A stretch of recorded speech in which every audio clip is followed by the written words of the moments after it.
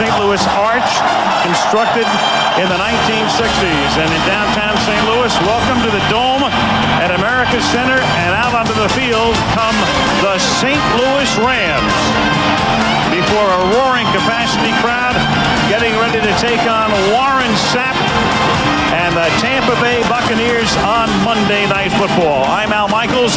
Welcome to St. Louis. When this season began, the Tampa Bay Bucs were considered by a lot of people to be legitimate Super Bowl contenders. They have a great defense, and they upgraded their offense by obtaining Brad Johnson, who's done a pretty good job at quarterback. But this team is 4-5. They haven't strung back-to-back victories together all this season, and right now they are at a very critical juncture, in danger of falling 4 games back of Chicago in the NFC Central with a loss tonight. But if they can win, their next 2 games are against Cincinnati and Detroit, so they could climb right back in. But a tough task ahead tonight. On the road, they would have to beat the team with the best offense in the National Football League and the best record in the National Football League. The Rams are 8-1. They'd be perfect if they hadn't blown an 18-point lead at home to New Orleans last month. But 8-1 with Kurt Warner, with Marshall Faulk, they are the best team in the league. They are the best team to watch in the league on Monday night. Tonight's air and ground stats are brought to you by FedEx.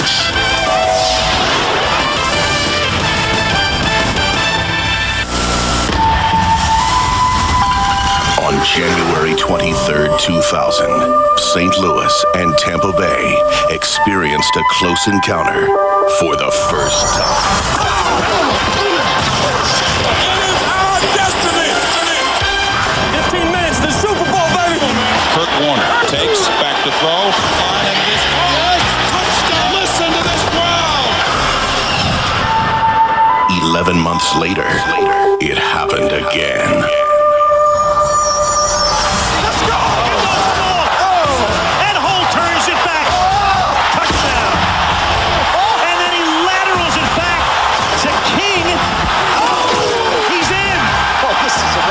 Unbelievable game. Tonight, it's a close encounter for the 3rd time. Face the best offense with the best weapons and the best quarterback. You gotta love that. On the best stage in the world. It's ABC Monday Night Football. You don't even need cable to watch this. So, we're ready.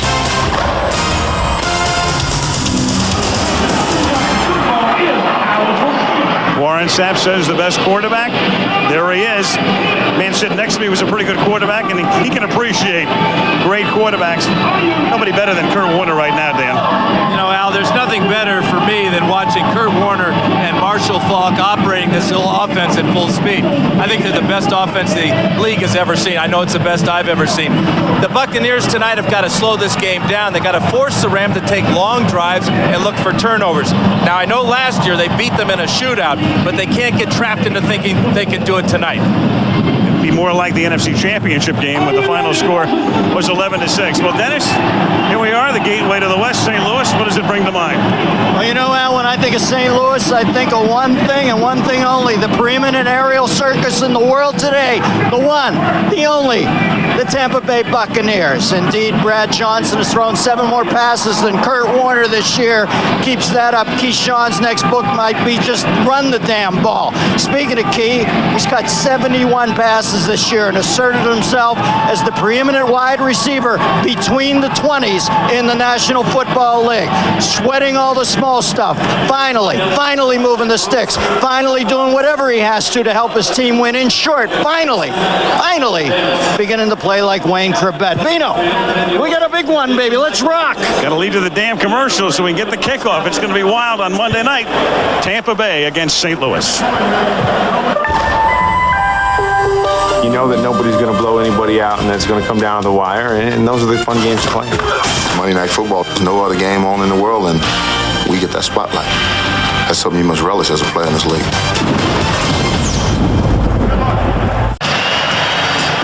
Kurt Warner's the best quarterback in the league, and there's little doubt who the best all-purpose running back is. Marshall Faulk of the St. Louis Rams. He's with Eric Dickerson. Thanks, Al. Marshall, the last 4 weeks, the offense has averaged 474 yards per game. Do you think that the offense is functioning as well as you've ever seen it? It's functioning pretty well right now. I think that right now we're playing real good. This is the time where you want to peak. We're making our playoff run right now, trying to jockey for position to get home field and just trying to win all our ball games. In the last 2 years, you've had a classic game with the Buccaneers. Do you feel that this defense is as good as they've been in the last year?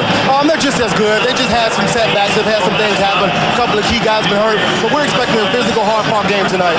Thanks, Marshall. Back to you, Al. All right, thank you, Eric. Kicking off will be the Tampa Bay Buccaneers. So we'll see the Rams offense in action immediately. Sold out at the Dome at America Center in downtown St. Louis. Warren Sapp and his defensive unit will be coming out onto the field. Martin Gramatica will be kicking off. His 48-yarder at the gun last week that would have tied the game against Chicago hit the upright. And back to receive is Truncanity.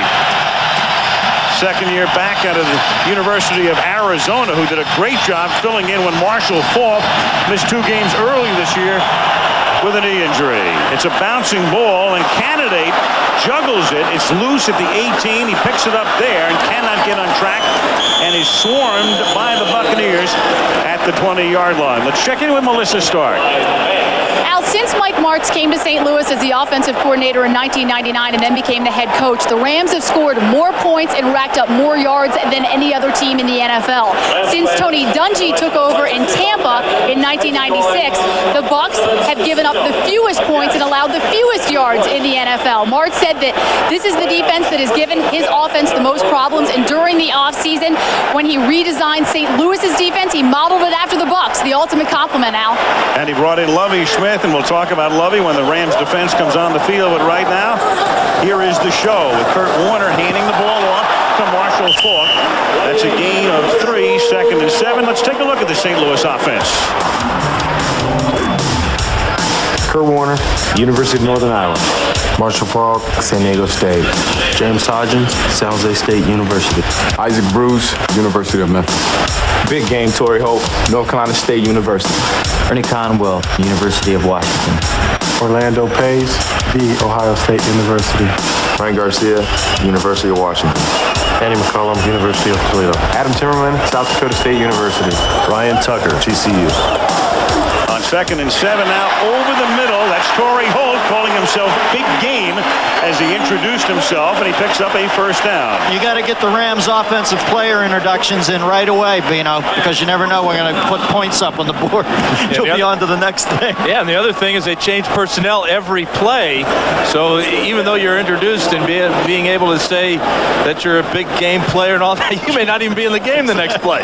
Now Garcia's in instead of Newton. Does he get the umlaut over his name, Al? And how does that change the pronunciation? Not tonight. Here's Warner on a quick count. Gives the ball to Faulk, and there goes Marshall up to the 41-yard line, and he's close to a first down. Tackled by Derek Brooks. And this is what Mike Martz reluctantly wants to do, is run the ball to force the Buccaneers out of their 2-deep coverage and make the safety come up and play 8 men in the box. Marshall sets up his blocking so well. That's a huge hole, but it's against the weakness of the defense. John Lynch playing the strong side, did come up late. Rams had the perfect play called for that. So now it's 2nd and inches from the 40-yard line on the game's opening drive. The play fake, and Warner under pressure, and down he goes. He gets thrown down by Jamie Duncan. So in effect, the Rams figured they had a free play, take one shot downfield, 2nd and inches, and all of a sudden now it's 3rd down and about 7. I think this blitz by Duncan caught the Rams by surprise. Duncan, who has no sacks on the year coming in, picks up his first one. Here is number 59, kind of a delay blitz. What happens, you see Hodgins on the ground there. He was helping out inside on Warren Sapp. That freed Duncan to come on the delayed blitz, and it paid off. 19th time that Warner has been sacked this season in this game, number 10. 3rd and 6 from the 35-yard line. Warner goes to the left side, and that is caught by Torrey Holt, and Holt has a first down. So Torrey Holt has picked up 2 first downs. That time Brian Kelly with the stop. Here's the Buck D. Marcus Jones, University of North Carolina. Anthony McFarland, LSU. Warren Sapp, University of Miami Hurricanes. Simeon Rice, University of Illinois. Sheldon Quarles, Vanderbilt University. Jamie Duncan, Vanderbilt University.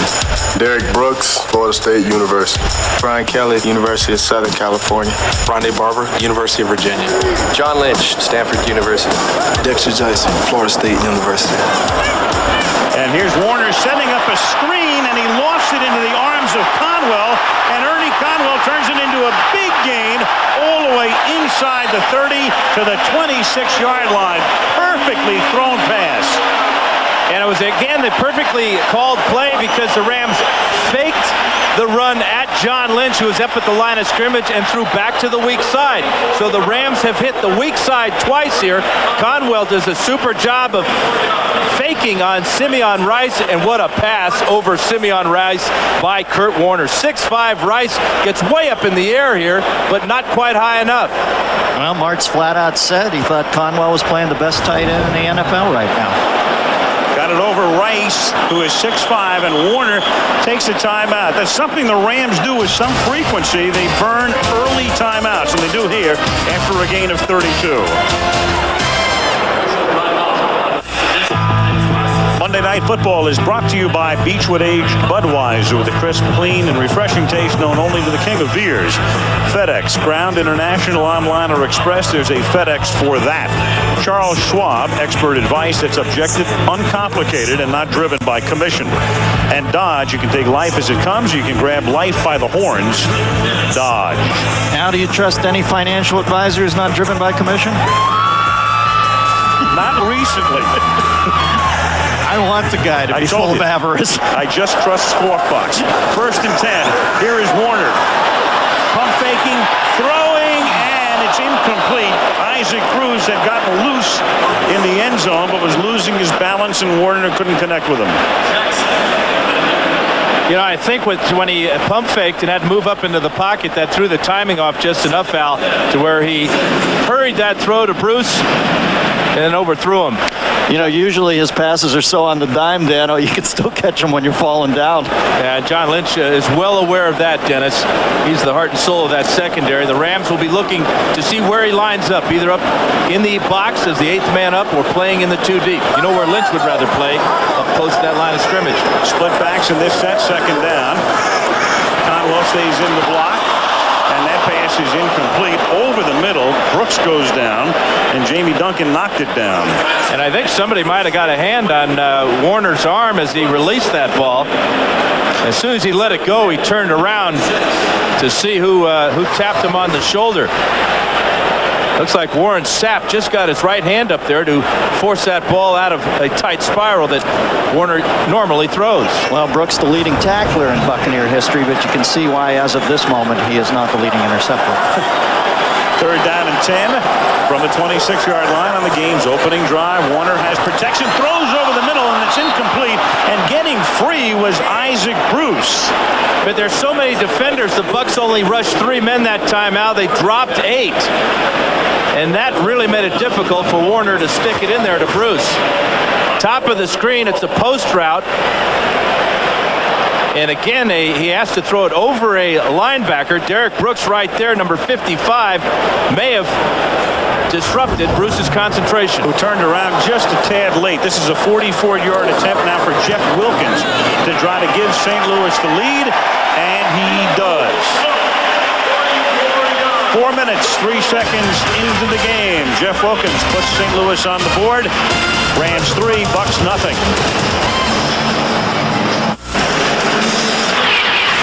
Next week, Brett Favre in action on Monday Night Football. The Packers coming off their Thanksgiving win over Detroit, a mark of 7-3, and 1 game back of Chicago in the NFC Central at Jacksonville. Thursday, ESPN has the Eagles and Chiefs. That's Thursday night on ESPN. I've been waiting on that Pack-Jaguar game all year, my friend. You tune in, folks. You'll see the beauty. Trust me. Here's Wilkins kicking off. Back to receive it is Frank Murphy from the 1. And Murphy, with a burst of speed up the middle, comes all the way back out to the 28-yard line. Let's take a look at the Tampa Bay offensive unit. Brad Johnson, Florida State University. Warwick Dunn, Florida State. Mike Allstott, Purdue. Keyshawn Johnson, Rio USC. Riedel Anthony, University of Florida. Dave Moore, University of Pittsburgh. Kenyatta Walker, University of Florida. Randall McDaniel, Arizona State. Jeff Christie, Pitt. Cozy Coleman, University of Tennessee. Jerry Wunsch, University of Wisconsin. McDaniel and Christie, two longtime Vikings who came over last season, as Brad Johnson, another ex-Viking, gets sacked on the first play. Chidi Ahanotu, the ex-Buck, who's been involved in a war of words with Warren Sapp, his ex-teammate, says take that on the first play. And how interesting is it to hear the crowd here in St. Louis cheer louder for the defense than they do for the offense? Ahanotu is unblocked as the Rams brought Rich Cody, who's filling in for Adam Archuleta on the safety blitz. So Lovie Smith knows this offense. He knows where it's weak. He's coming at him with full speed blitzes on the first play. Ahanotu's second sack of the year. The other came last week at New England. 2nd and 18. On the ground to give it to Warwick Dunn, and he goes nowhere, bothered by a foot injury. Let's take a look at the Ram defense. Chidi Ahanotu, University of California. Brian Young, University of Texas, El Paso. Jeff Scadina, Purdue University. Grant Wistrom, University of Nebraska. Tommy Pollard, Florida State University. Thunder Fletcher, John Carroll University. Mark Fields, Washington State University. Aeneas Williams, Southern University. Dexter McLeod, Clemson University. Rich Cody, Texas University. Tim Herring, Penn State University.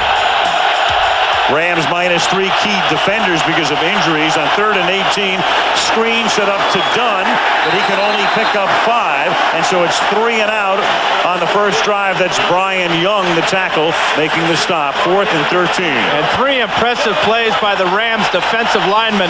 Ahanotu on the sack on first down, and then Brian Young showing outstanding hustle on the last 2 plays, running Warwick Dunn down from behind on that one.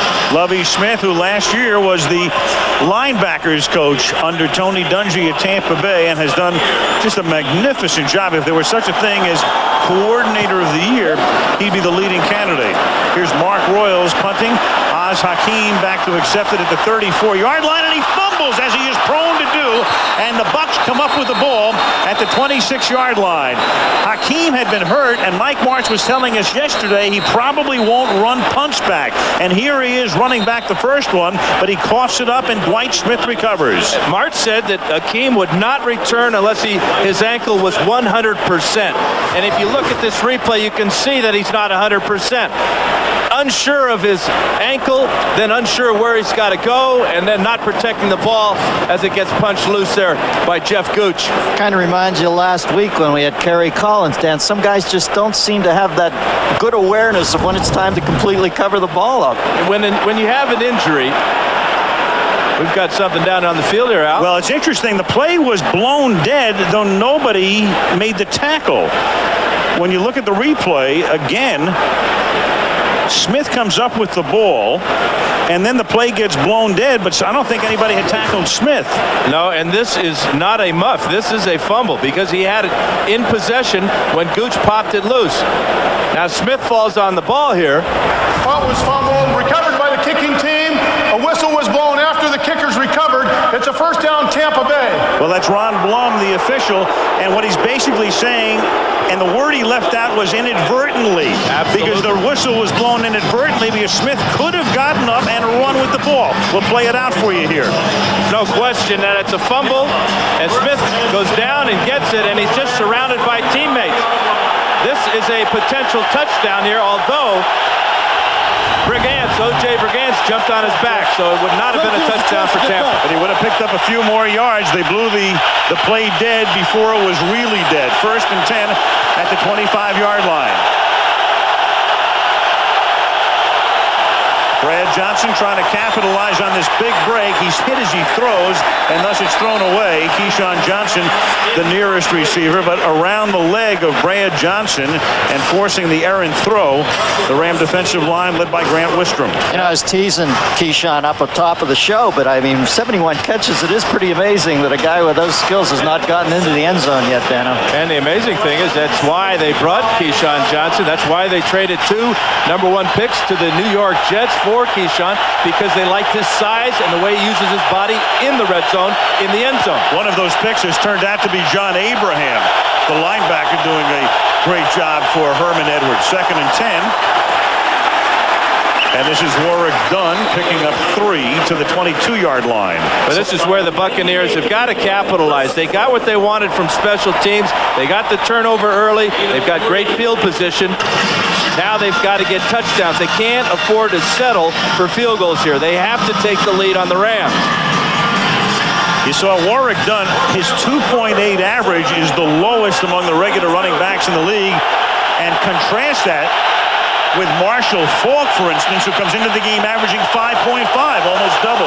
3rd down and 6. Johnson throws over the middle to the tight end. That's Dave Moore over the middle. 1st down at the 13-yard line. He's tackled by the middle linebacker, London Fletcher. Well, interesting with all the weapons at their disposals on both sides of the ball. The coaches decided to get the tight ends involved early between Conwell. And what this does is it beats the blitz. That's Rich Cody's strong safety. And he was in coverage. But Brad Johnson, the veteran quarterback, saw him blitzing. That's his hot receiver. Moore, that's a huge conversion on 3rd down for the Buccaneers. At the 13 now, 1st and 10, Tampa Bay halfway through the opening quarter. Rams up 3-0. To the ground to Dunn. Spin move, picks up a couple, gets to the 11. Aeneas Williams, the longtime Cardinal, now in his 1st year as a Ram, makes the stop. Talking about Dunn, who's been bothered with a sprained foot. He hasn't been himself, and there it is. And look at those names. Dunn with the lowest average. Eddie George, the 2nd lowest. Lamar Smith coming off a great year with Miami, and James Jackson of Cleveland all under 3. Hey, Lamar's still getting out of the whirlpool from that playoff game last year. A lot of Pro Bowls on that list. 2nd and 8 from the 11-yard line. Johnson. And he throws that one away. And, you know, this is a mirror image as defenses of each other. Because Lovie Smith was with Tampa, that time you saw Clyde Christensen, offensive coordinator, and Brad Johnson saw a 3-man rush out of the Rams that time. They decided to drop 8. So this is the ultimate chess match between coaches who are very familiar with not only the personnel but the different schemes. Christensen, the 3rd different Tampa Bay offensive coordinator in the last 3 years. Tony Dungy just trying to find the right mix. Mike Morris looks up at the clock. 3rd down and 8. Keyshawn Johnson wide to the right. They set it up for Dunn on the screen to the left side, and Warwick Dunn can fight his way only to the 7, where he's tackled by Mark Fields, setting up a 4th down and 3 and bringing in Martin Gramatica. Well, Martin usually automatic, a bit of a grammatical error last week when he hit the pole on his 48-yarder at the end of the game. I love the talk with the coach afterwards. What could they? He's like Latka Gravitz from Taxi. I hit ball, score zone would appear, plunk, no point. what could he possibly be saying with Joe Marciano? Well, I talked to Joe before the game, and Martin said, "Joe, I hit I go for the upright. The wind is blowing. I think it has a draw. It goes straight." 25-yarder by Gramatica, and that one is no good. Here we go again. Shank the lob wedge. Sculled it. Out of bounds. 3-0 St. Louis.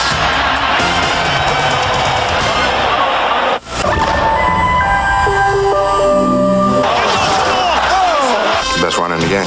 Best weapon in the game. I mean, you put the ball in his hands, he can take it to the house from anywhere on the field at any given time. He must be accounted for.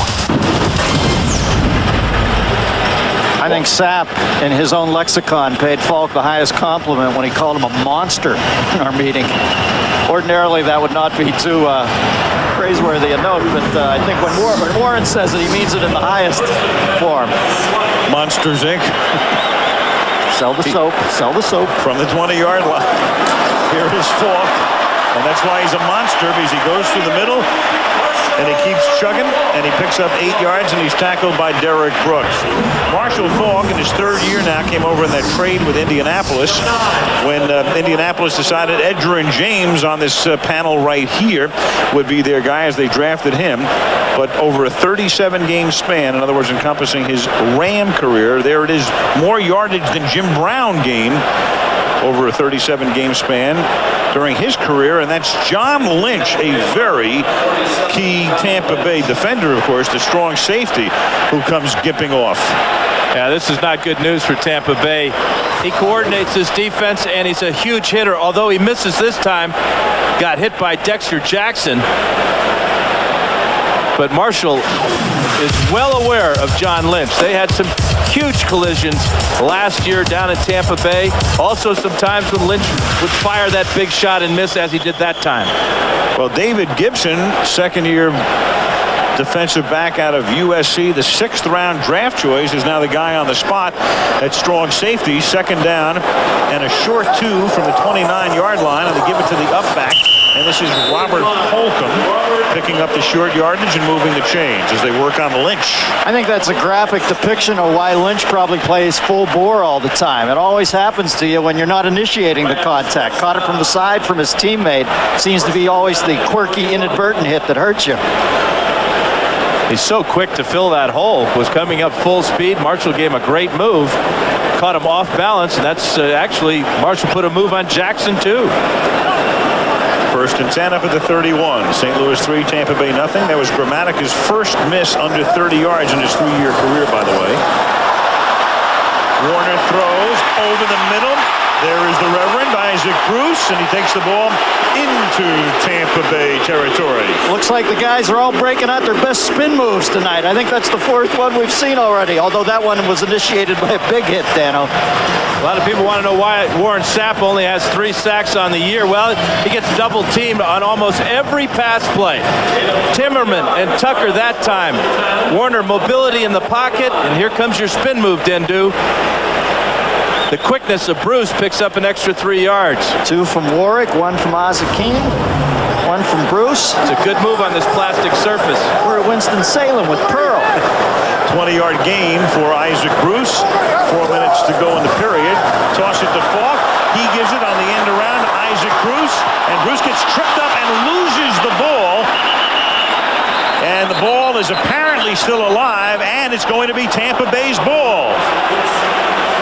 You can't ask for a better start for the Buccaneers than this. They did not capitalize on it for a touchdown or a field goal last possession when they had outstanding field position. Isaac Bruce with a fumble here. Now the Buccaneer offense again. Let's capitalize.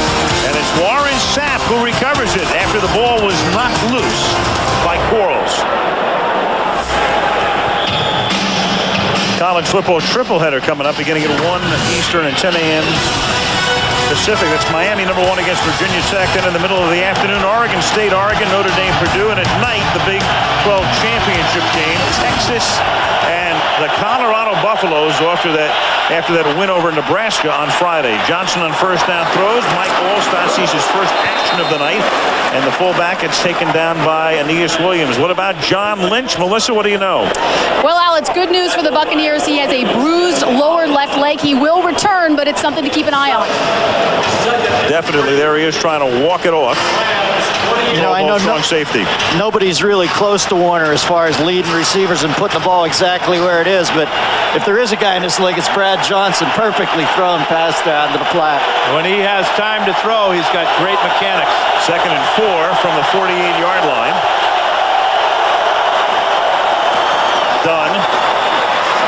Dunn gets tripped up at the 45-yard line.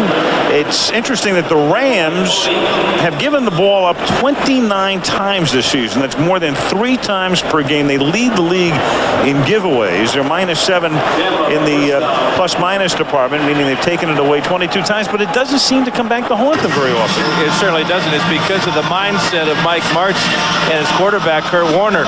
They know they're going to make big plays. They know they're going to have turnovers, but it doesn't bother them. It certainly doesn't bother Martz. He does not get conservative ever. You can see most teams get killed when they lose the turnover battle. Not the Rams, though. 1st and 10. Here's Dunn. Runs into his own man. Ran into Kenyatta Walker and gets tackled after a gain of 3 at the 42-yard line. Ram defenders. They're minus some key guys. Leonard Little out with an injury. Damian Lewis is gone for the season. Damian Lewis, one of their #1 draft picks. They had 3 of them in the first round. And Adam Archuleta is also out. He's been the strong safety starter. There he is out of Arizona State. They expect him to come back next week, but 3 key guys are gone. And there's Don Davis, another linebacker and a former Tampa Bay Buck. 2nd down and 7, and the pass is caught out in the flat by Allstott, seeks the first down and gets it. Now, Archuleta is probably the next John Lynch, Al, and that's why he's dinged. He throws his body around just like Lynch and caught one in the head last week. The one thing about the Rams defense is that they play a lot of guys all the time anyway. So these backups that are playing tonight have already got a lot of experience in the system this year. There's Leonard Little on the sidelines. He's being replaced tonight by Chidi Ahana. We'll also see some of Ryan Pickett. But remember, the big play by Ahana on the first offensive play of the game for the Bucs. Rich Cody is the strong safety tonight, replacing Archuleta. 1st and 10 from the 33. And a slant is caught by Riddell Anthony at the 25-yard line, and that's a gain of 9. And that's the second time the Buccaneers have thrown on 1st down, and Brad told me this is exactly what they need to do. Before Brad Johnson got here, the Buccaneers were completing passes at a rate of about 50%. Perfect slant route there to Anthony. That was with Trent Dilfer and Sean King, but with Brad now they're up to 63%. His goal tonight to complete passes at 70%. Cleon was playing that like he was between a rock and an interception. He didn't quite know whether to bring the hammer down or go for the ball. So Sean King, who's the backup quarterback now, the starter last year, 2nd and 1. They give it to Allstott. He picks up the first down. You know, the Buccaneers picked up Brad Johnson. He was a free agent, and everybody around the league thought that Brad was a lock to wind up in Baltimore after they let Dilfer go because he'd worked with Brian Billick in Minnesota. And all of a sudden, Tampa Bay comes into play, and he winds up as a Buck, and Gerback goes to Baltimore. There are a lot of factors that went into his decision, and one of them being he wanted to play for a team that had not won a Super Bowl. Well, he's got that team. Nice to see Elvis earn his Charm City Spurs yesterday, huh? Good man. Baltimore beating Jacksonville at the end. End of 1, Rams 3, Bucks nothing, and Monday Night Football returns after this from our ABC station.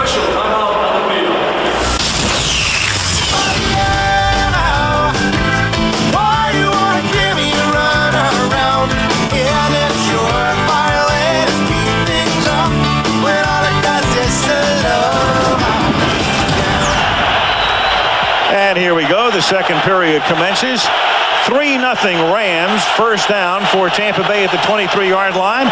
And Brad Johnson surveys with good protection, throws, and it's knocked down at the 1-yard line. Kim Herring came in to put the pop on Riddell Anthony. The Bucs, notoriously slow starters, they've scored only 16 points this season in the first period in this game, number 10. Numbers through 1, Dan? Yeah, you know, Al, the thing about the Buccaneers on offense tonight, they're really leaning heavily on both Warrick Dunn and Mike Allstott. 15 plays so far in the game. 12 of them have been directed either handed or passed to Dunn and Allstott. Keyshawn has not caught a pass yet. 2nd down and 10 from the 23. And here's Dunn trying to turn the corner. And he gets grabbed from behind, but actually is able to stay on his feet and turn what would have been about a 5-yard gain into about a 10-yard gain. And I think he had... Yeah, you know what he did is he came down on top. It never touched the ground. And he stole about 5 more yards. Look how quick he is. Set up that move with a little juke move. He never was touched. Outstanding awareness. 11-yard gain for Dunn. Big play takes the ball to the 12-yard line. Opening minute, 2nd quarter. Play clock ticking down, and Johnson was frantically trying to get his offense set, and then we have a whistle here for a possible challenge. And one of the reasons Johnson was getting up there so quickly is they perhaps didn't want that call to be challenged. Mike March will challenge that Dunn was tackled. Challenging the ruling on the field regarding the end of the run spot. So they're going to say they'll go back and look at it and see if Dunn was actually down earlier. And if this challenge is not taken by the replay here, the Rams will have lost a 2nd timeout. But his knee touched down at about the 15-yard line. And right there, it looks like he just sat back into a big beanbag of humanity. It was 2nd and 10 from the 23. So the initial contact is made at about the 18-yard line. And then by the time he's able to crawl forward and is stopped, he has a first down at the 12-yard line. Yeah, I think that's the point that March is trying to make is when he hits his knee at the 15, where's the ball? Is it all the way to the 13 or is it at the 14-yard line? Remember, Warwick Dunn is not all that big at 5'9". Mike March in each of the last 2 games has had a successful challenge, one against Carolina and one last week against the Patriots. Well, other than his offensive wizardry, Al, that's why they brought March in. He's the best challenger in the business, bar none. At least in recent history. There, the knee goes down, and he's well short of the yellow line there. They play the coolest replay challenge break music in the league here, man. No question. Huh? St. Louis, it's the home of the blues, baby. We're jamming, man. Get the extended dance play on this, Al. Let's work out some stuff. Move it. Al's like Janet Jackson 8 years ago up here. Got the midriff on. We're rocking. I invented a twist, you know. Chubby Michaels. Chubby, yeah, that's right. I will be unless I get to Canyon Ranch pretty quickly. This will be if they rule his knee down, let's say at the 14-yard line, you're talking about a 3rd and 1 or 2. Let's see where they're going to place him. That's what Ron Blum is looking at right now. There's the knee. The ball is, let's say, at the 14-yard line. So they'd lose 2 yards, and you would have about a 3rd and about 1.5 yards. But, okay, he gets up here, and his knee touches, but nobody touches him when his knee's down. Is that? Well, no, but all that contact earlier, stuff causes knee? Okay. Right. That's what caused him to lose his balance. Yeah. Earlier contact created it. Thank God my elders are here to counsel me. We try to help, buddy. All right. Ron Blum, a golf pro, by the way. Runner's knee was down when the ball was at the 14-yard line. It'll be 3rd and 1 at the 14. St. Louis is not charged a timeout. Set the clock to 14:46. Well, not 14:46. It's 14:46 is all the way back. Almost the beginning of the period. Well, take a look at it. Maybe he is right. There's the 14-yard line right about there. So they win the challenge. They're not charged a timeout. The only downside to it would be it costs you a challenge. You're only allowed 2 per game, so he has only 1 for the rest of the game. I think March was really challenging that he was down when he was in that pile because there were. Yes. He was on top of players, tacklers who are making contact on the ground. I agree with you, Dan, because it's kind of dubious if it's going to be 3rd and 1 to issue the challenge. I think you're right. I think he thought it would be more like 3rd and 5. Plus, with his offense, the least of Mike March's concern is whether he has 3 challenges or 2. 2 or 1. 2 or 1. So it's 3rd down and 1 now at the 14-yard line. One thing the Buccaneers have been very good at this year is quarterback sneaking.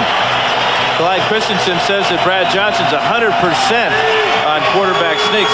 This one's a little bit longer than you would like, though. This is 3rd and what you might call, Al, that long one. And this is a long delay, too. As it turns out, we've now been in about a 5-minute stoppage. Now, Archuleta got off the IR in that break. Rams went back to Anaheim in that break. 3rd and 1 at the 14. Alstott and Jameel Cook are in the backfield. Alstott lines up at tailback. Cook is the fullback.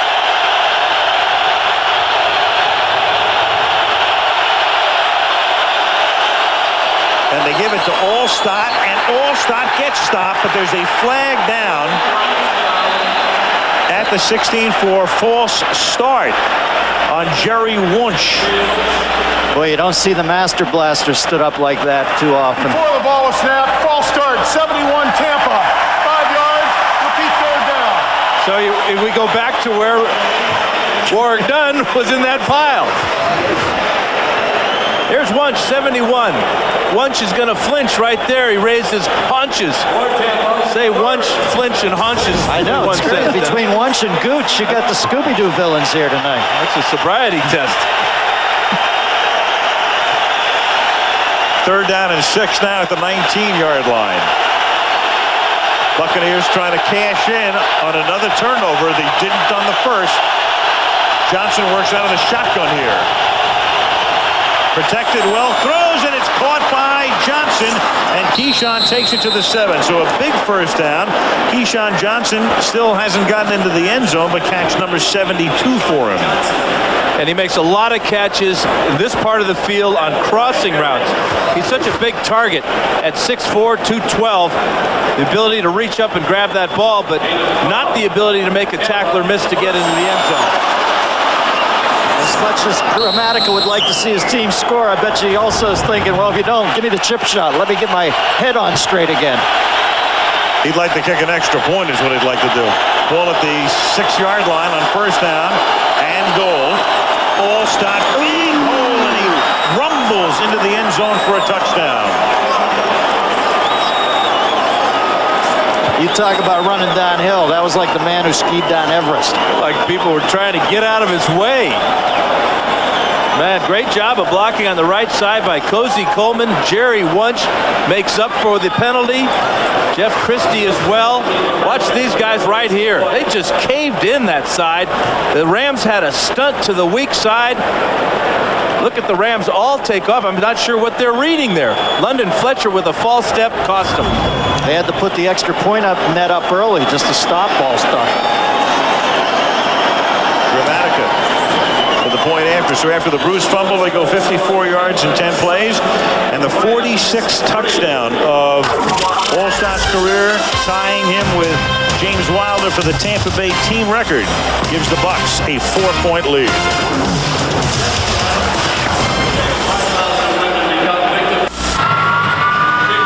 Michael Allstott, 6th year out of Purdue, been a mainstay since Tony Dungy came on. Scores here to make it 7-3, and now the Bucs cashing in on the Bruce fumble. The Rams have turned the ball over twice tonight with Martin Gramatica. Sending it down to Trung Candidate, who backs up from a yard deep in the end zone. Candidate, who might be the fastest of the Rams. A little hurdle action there brings him back to the 19-yard line, where with 13:10 remaining in the opening half, the Rams have it. Tampa Bay leading 7-3 in St. Louis.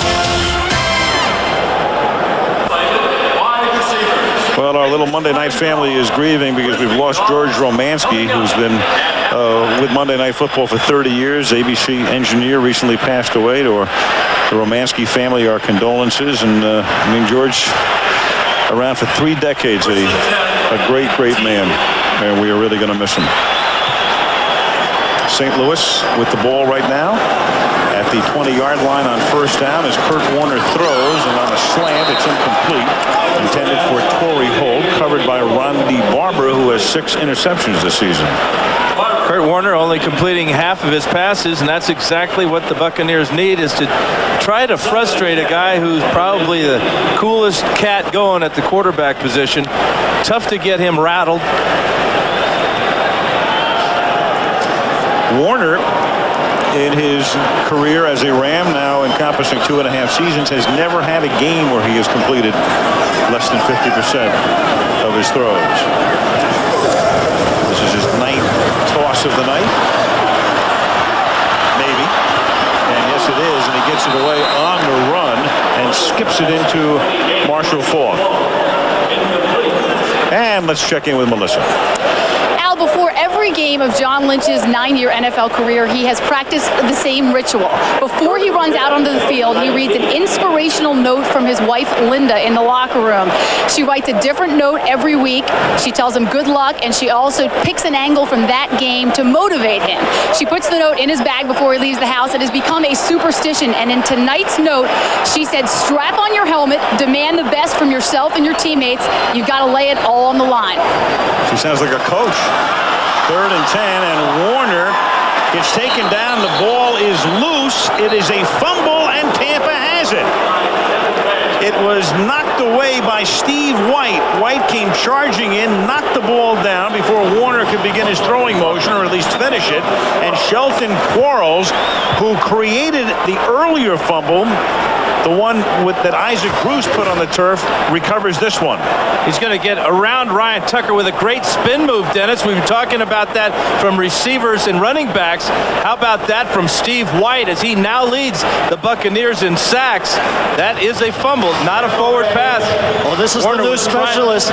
Sorry, Dan, go ahead. No, Warner was trying to bring the ball down and hold on to it. It's like the new specialist in the NFL is the guy who forces the fumble. They used to do the tomahawk. Now they commit the ball from all angles. Third Ram turnover and 30th. And we may have another challenge, 30th of the season. Mike Martz could contend, conceivably, that his arm was coming forward. Challenging the ruling on the field of a fumble.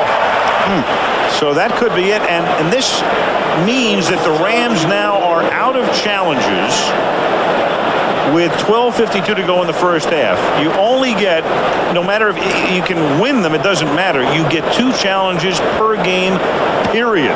How prescient of you on the first one to point out he might need that later out. Curtis trying to avoid Steve White right here by giving him almost like an arm over. White was coming in with his hands up. Warner trying to bring that ball down to his body. But White with long arms gets in there, stops the arm there. You can see the grip on the ball. That was not a forward pass. That's a fumble. Maybe the thumb's not, maybe if the thumb was completely well, he's able to hold that ball. Yeah, you can argue that his arm was coming forward, but the intent of the quarterback, I think you got to look at that. And having been in this situation many times, you can see that Warner is not trying to release that ball. He's trying to hang on to it.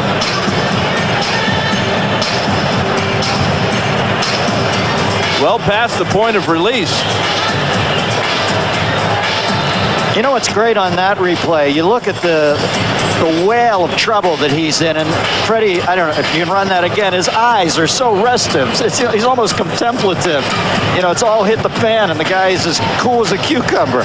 Like, normally, no flinch. Dennis, normally your point of release is right about here. He's well past it. In fact, he's going to drop the ball when the ball is already over his head.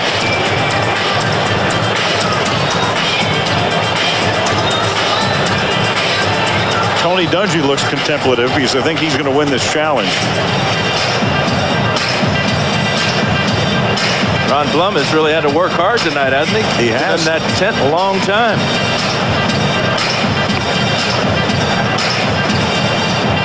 So he's got to come out of the hood in another 5 seconds. Theoretically, they stopped the video at that particular point. Yeah, you really think that? Well, to see more? Theoretically. But sometimes they have to run credits at the end of it. I think he put another quarter in and got another couple of seconds. Well, that's been known to happen.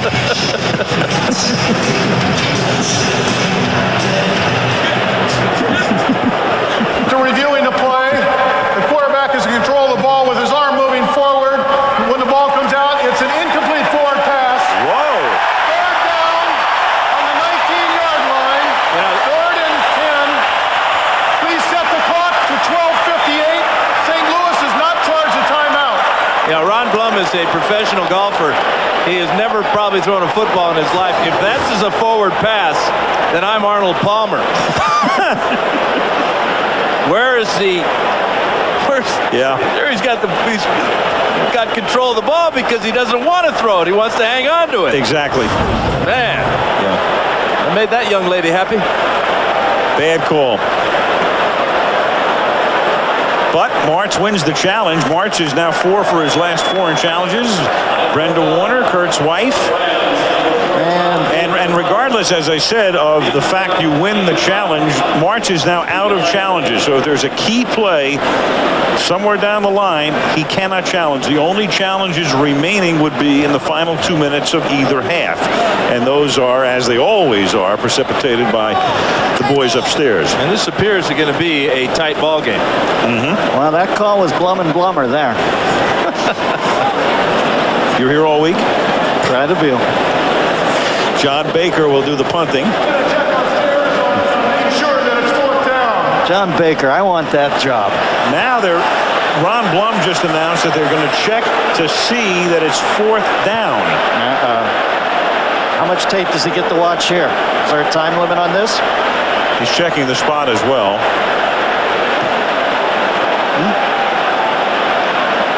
Ron might as well just went to the movies. It is. It's 4th and 10. Had to go back to the original spot. That's the 19-yard line. 4th and 10 as Baker gets ready to punt now.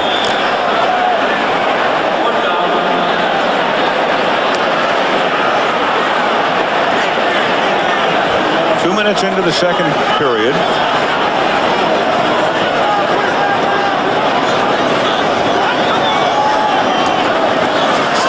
And Baker gets a high floating and not particularly deep kick away, but it takes a very good Ram bounce. In fact, the ball goes about 23 extra yards after it initially hits. It's like the cart path, Al, at Bel Air. You got it. 52-yard punt. I know that shot.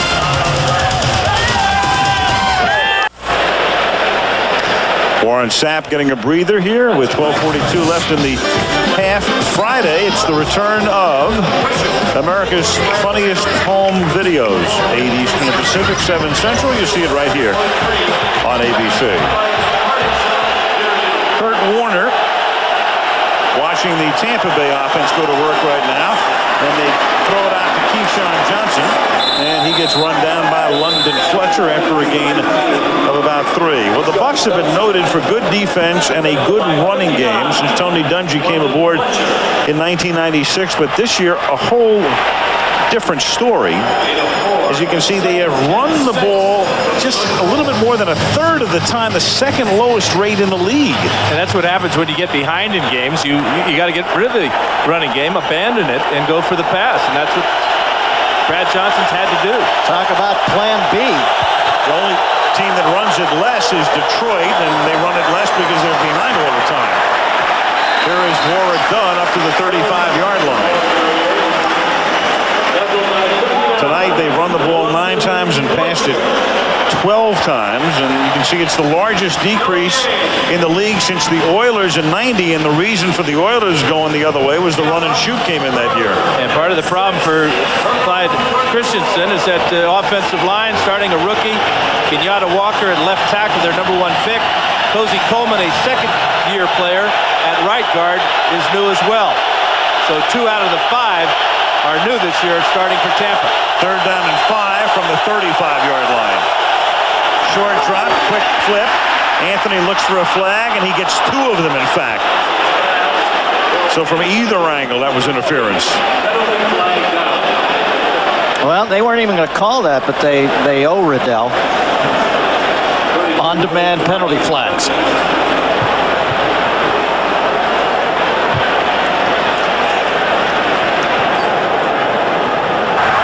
Pass interference, 32 St. Louis at the 41-yard line. First down. Dre Bly. And I agree with that call.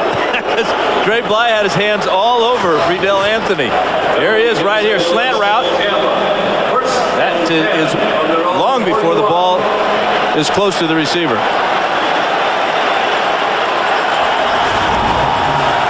First and 10. Buccaneers up at the 41-yard line. All-stop. Again, we can't emphasize how important this game is for Tampa. We know as we get further and further into the season, we start talking about key games and critical games. And you can overuse that phrase. But here's a team that's 4-5. They lose tonight. They're 4 games out of first in their own division. 3 games back of the second-place team. They'd have 6 losses. If they win tonight, they're 5-5, and then you have Cincinnati and Detroit the next 2 weeks. And now you're saying, we're back in it. Well, their history will tell you that they do play better this time of year. They're going to have to. 2nd and 10 from the 41. Johnson flings it out to Johnson. Johnson and Johnson, the connection right there. That's a game of 4 up to the 45. The Ram defense, of course, is much improved this season. Eric, what are your thoughts? Well, Al, I can tell you, London Fletcher said the big impact with this defense has been the emergence of the offensive coordinator, Lovie Smith. He simplified things. He said he gets the best out of every player. Also, as a player, Aeneas Williams has really set the tone with the players because he goes hard every down in practice and in the games. And with his leadership qualities, this is what the younger players really look up to him for. Aeneas Williams, one of 8 new starters on opening day defensively for the Rams. 3rd down and 6. Johnson throws, and jumping up and somehow not catching it was Riddell Anthony right there. That was a beautiful pass by Brad Johnson. He had what he wanted. Dexter McCleon had his back to the quarterback, so that allows Johnson to put the ball anywhere near his receiver. The eyes go right out to the single coverage. Perfectly thrown ball right through the arms of Riddell Anthony. Mark Royals to do the punting in his 12th season. As Hakim, who fumbled the last time he handled the punt, calls for a fair catch and makes it at the 20-yard line. And the crowd gives him a Bronx cheer on the banks of the Mississippi. 9:48 left in the half. Tampa Bay 7, St. Louis 3.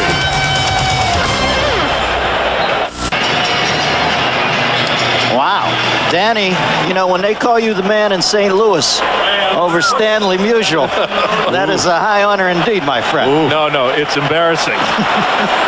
You saw him at a card show, didn't you? I did, and he called me Dan the Man. I said, no, Stan, you're the man. Still you're the man. He is the man. Draw, and smelling that one out perfectly is Brooks. 2nd down and 12. You know, one of the ironies, guys, is I'm thinking about Tony Dungy. And we don't want to feed the rumor mill, but if they don't get to the playoffs, people are going to begin to wonder if he's going to keep his job. He lost 2 good coaches, and they have done tremendous jobs for other teams this season. And he's changed offensive coordinators, which has been the problem. The offense has been the problem with Tampa 3 years in a row now. So where do the fingers start to point? Right here. Lovie Smith is the defensive coordinator on the other side of the field tonight, and Herm Edwards is doing a magnificent job with the 7-3 coming off of bye-week Jets. 2nd and 12. Warner under pressure throws over the middle and jams it into Torrey Holt for a 1st down up at the 40-yard line. Well, I'll tell you what, they're the calmest sub-500 talented team you've ever met. That obviously derives from Dungy. And I respect the guy so much, I think he stays regardless. There's no calm tonight, though, for Warren Sapp. Great club move there. 21. Almost gets to Warner. McFarland also giving pressure, but that's what Kurt Warner's all about, delivering under pressure. 21-yard gain. That's the 3rd catch for Holt tonight. 1st and 10 from the 40 as Warner comes this way, throws, caught, and it is Torrey Holt who gets ankle tackled by Brian Kelly. But isn't it funny how, I mean, Tampa Bay, a terrible team for all of those years, except for the one NFC Championship game in '79. Then Dungy comes in and resurrects him. But then the expectations are so high right now, maybe he pays the price. Who knows? Well, it's his own version of the Peter principle to some extent. You define the line, you set the bar for excellence, and then there is going to be that expectation that you close at some point. Sure. And, you know, Tony Dungy, he's such a nice man. I just think... 2nd and 5, and here is Falk, and Marshall goes rambling through the Buck defense all the way to the 37-yard line, led by a Frank Garcia block for a gain of 18. Just to close up on that, you know the league. It's the Serengeti Plain. Nice guys. You know, eventually you gotta close or you're not gonna be there. Garcia with one great block. Watch the fullback, James Hodgson.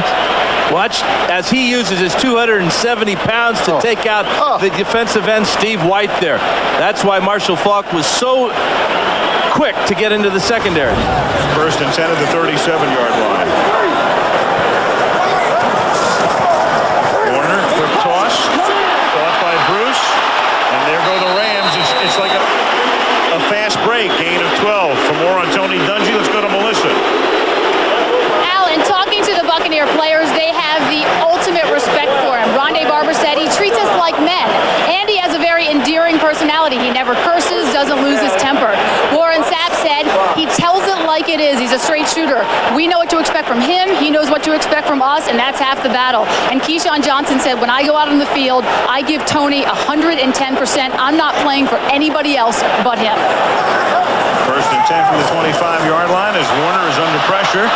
Warner slips out of the pocket, throws over the middle, and that's caught by Asaki. The thing about Tony is he's so ethical. You give him 110%, he actually gives you 10% back. I know one thing. I've been around this league long enough to know if Dungy pays the price, if he gets fired, he is at the top of almost every list for another team looking for a coach. No question about that. And right now he's feeling the pressure of this Ram offense. Shelton Quarles could not bail him out that time as he misses an easy sack on Kurt Warner. Warner keeping his wits, not wanting to run, finding the receiver over the middle. First and 10. Rams marching downfield, down by 4, but then all of a sudden, here comes Warren Sapp with his 4th sack of the season. And then Warren gets into a little jawing session with Garcia. There's a shocker. And what does he do on this one, Dennis, but beat the double? He's going to beat Frank Garcia, who did such a nice job on the run by Falk earlier. There is Sapp right there, one-on-one with Garcia, just overpowers him. And look at Warner, still struggling, trying to find a receiver. Second and 19, Rams back at the 24. Bucks with a 4-man rush, and the pass is errant out of the range of Isaac Bruce. You know, when a guy like Sapp has you in your grasp like that, you're best off just going down quickly. You don't want that Rich Gannon, Tony Saraguso thing to happen where you end up just getting crunched by the much bigger man. And you know that sack is almost good for 2 plays. Of course, you get the sack and the lost yardage, but then you get an errant throw on the very next play from a very accurate quarterback. That's right, residual effect. That's what it's called. Third down and 19 at the 24.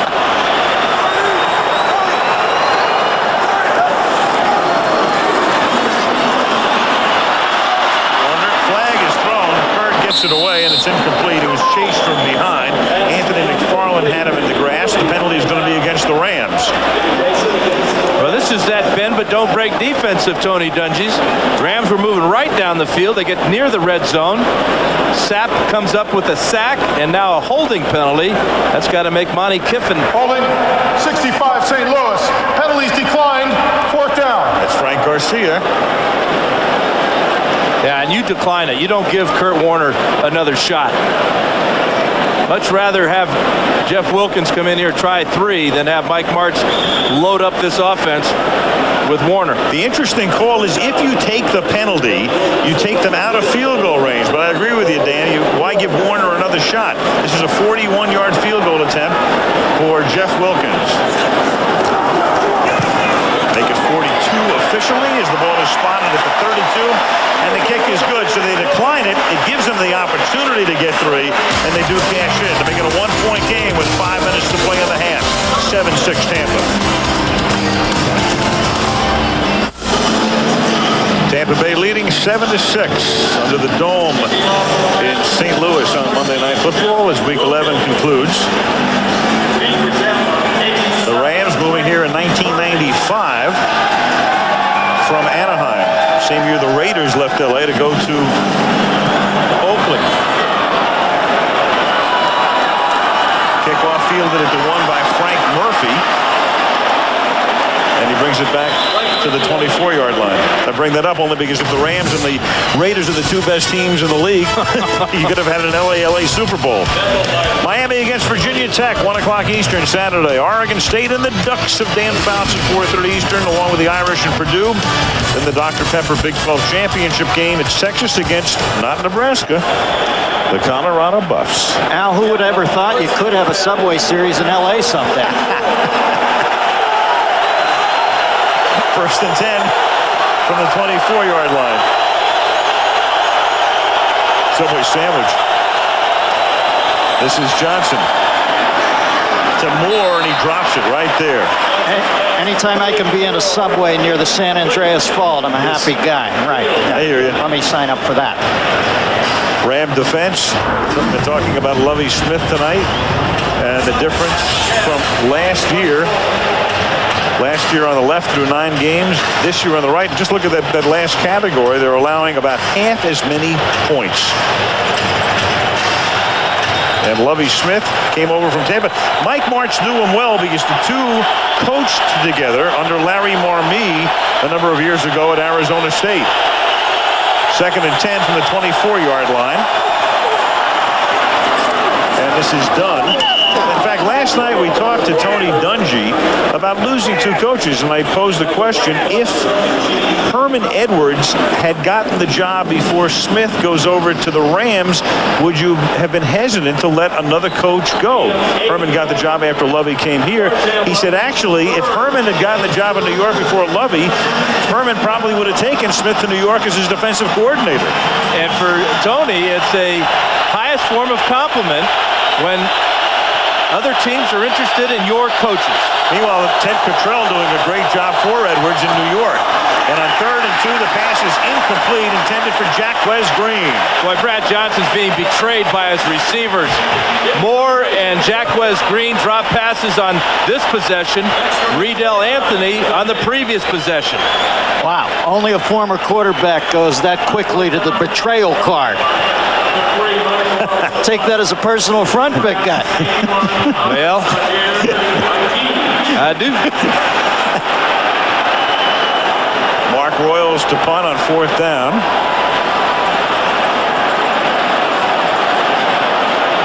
And they have the wrong number of people out on the field, and thus Tampa Bay is going to have to use a timeout. They only had 10 guys on the field. Joe Marciano not happy about that. Timeout, Bucks.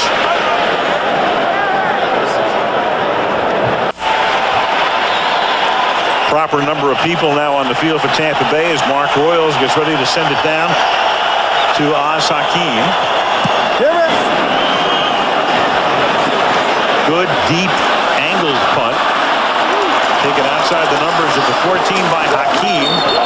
And he gets hog-tied up at the 26-yard line by Shelton Quarles. A lot of comparisons between Air Martz and Don Coryell's offense that I ran in San Diego. It's the ability to use superior athletes to create mismatches. We had Kellen Winslow shifting out wide against the linebacker, and when he did that, we had a speed mismatch. The Rams gain a quickness and agility mismatch when Marshall Faulk splits out wide against a strong safety. Both Martz and Coryell share a willingness to try new things and take advantage of a player's skills and the guts to carry out the plan no matter what. Doug, those graphics, man, those are cool this week. First down of the 26. Here they come. The blitz is picked up, and then it's a nice play made by Derek Brooks. That's a beautiful play on a pass intended for Isaac Bruce. He's that type of player, has the ability to cover a wide receiver like Isaac Bruce coming over the middle, guarding him closely. May have got away with the right hand. Nope. Perfect coverage. Broke up that one clean. Well, you got to give Derek Brooks the right hand. He's a man. 7 years in the league, proven himself. You give him the hand once in a while. He's the playmaker on this defense. That's his vigorish. Speaking of vigorish, 2nd and 10 from the 26. Warner throws, and that pass is incomplete. Upfield intended for Torrey Holt. Meanwhile, Marshall Faulk tonight, a fairly quiet evening for last year's NFL Most Valuable Player. You know, he's averaging 7 yards a carry, but he hasn't caught a pass yet tonight. Hey, you haven't seen the Rams this discombobulated in this century yet, put it that way. How about Kurt Warner missing 10 out of 18 passes? Warner 8 of 18 for $116. There are the figures. And he puts the ball on the ground again. And it was stripped by Warren Sapp and recovered, I think, by Marcus Jones. And Tampa Bay has created a 3rd turnover, and the Rams are lucky it wasn't 4. Otherwise, they would have turned it over on a challenge that they subsequently won. Clearly no throwing motion on this one. This is the tomahawk chop by Warren Sapp. Working off the double team. Tucker pushes him into Warner. And the ball comes loose. Kurt trying to step up in the pocket, but the quickness of Sapp was just too much to overcome. Bucks again. First down deep in Ram territory. The 21 as Johnson throws a duck, a wobbly pass intended for Keyshawn Johnson, who emphatically asked for a flag and was emphatically told by the official no way. Covered by Aeneas Williams. That's a great battle. Aeneas Williams, the 11-year vet going against Keyshawn. The thing about Keyshawn is you know that he's not going to run away from you. And a veteran like Aeneas with extremely tight coverage that time. I love it when we talk to Aeneas' selflessness. I ask him what his key to his game was. He says, know where your help is and play to it. That seemed like such a humble gesture for such a stud. 2nd and 10 from the 21-yard line. Allstott. Minimal gain to the 20-yard line, setting up 3rd and long, 3rd and about 8. Pretty hard to believe that Sapp, he had 2 sacks last game. Hard to believe he only had 1 before that, because he looks like, I haven't seen him much this year. He looks like the Warren of old. Getting doubled and tripled a lot. He's got 2 sacks tonight. Something about that Monday night, huh? I'm sure he wants to put it in Cheaty's face, too. There's a little bad blood there. Cheaty had a sack on the game's first play. 3rd down 8 from the 20. Johnson pressured, has room to run, but that's closed down quickly at the 18-yard line. London Fletcher got there.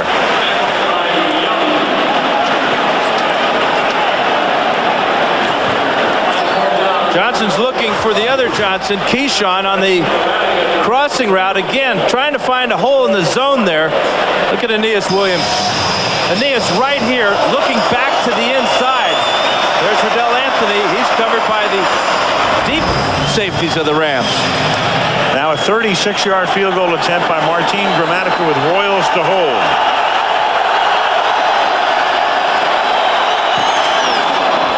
There you go. That would have been good from 55. 35 officially, 2:10 remaining in the half. And Gramatica has made the lead 4 once again. Monday Night Football is being brought to you by Bud Light. For the great taste that won't fill you up and never lets you down, make it a Bud Light. Sprint PCS, the clear alternative to cellular. Citizen Echo Drive, a revolutionary watch that never needs a battery. And Ford, the totally redesigned Ford Explorer, only from Ford Outfitters. You know who's playing that there, Ralph? No. Mountain, Corky Lang, Felix Pappalardi, Leslie West, Long Straight Coat. Oh, I tell you everything. I want to take you to the top of the arch the next time we're here. Hey, they lit the arch up. That doesn't happen too often, though. Beautiful. I love the arch. This guy holding the sign over here, OJ did it. Huh? I guess they reactivated Brigands. He made a tackle on the play, and the guy's pointing it out to me.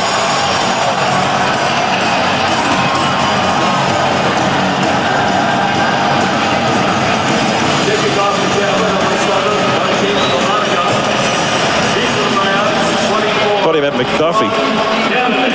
Martin Gramatica. Brother Billy had a nice day yesterday out in the desert. He won the Arizona-San Diego game with a game-closing field goal. Strong candidate from the 4-yard line. Not a lot of finesse on candidates' runbacks tonight, just bullying straight ahead up to the 23. As we have come to the 2-minute warning. The Rams have coughed the ball up 3 times tonight. Thanks mainly to Warren Sapp, 10-6. Coming up at the Lexus halftime show, the Bears going to 8-2. You just saw the promo for Brian's song, the reprise, which will be on ABC next Sunday. Also, the updated Bowl Championship Series standings. We'll take a look at numbers 1 and 2. Of course, that will all change because of the Nebraska situation. And again, a look at the arch. The Gateway Arch, Denny, it's the gateway to the west. Imagine the Bears moving out of Soldier Field next year. You got a shot at a beer team playing in Champaign. Unbelievable. You're still here all week, aren't you?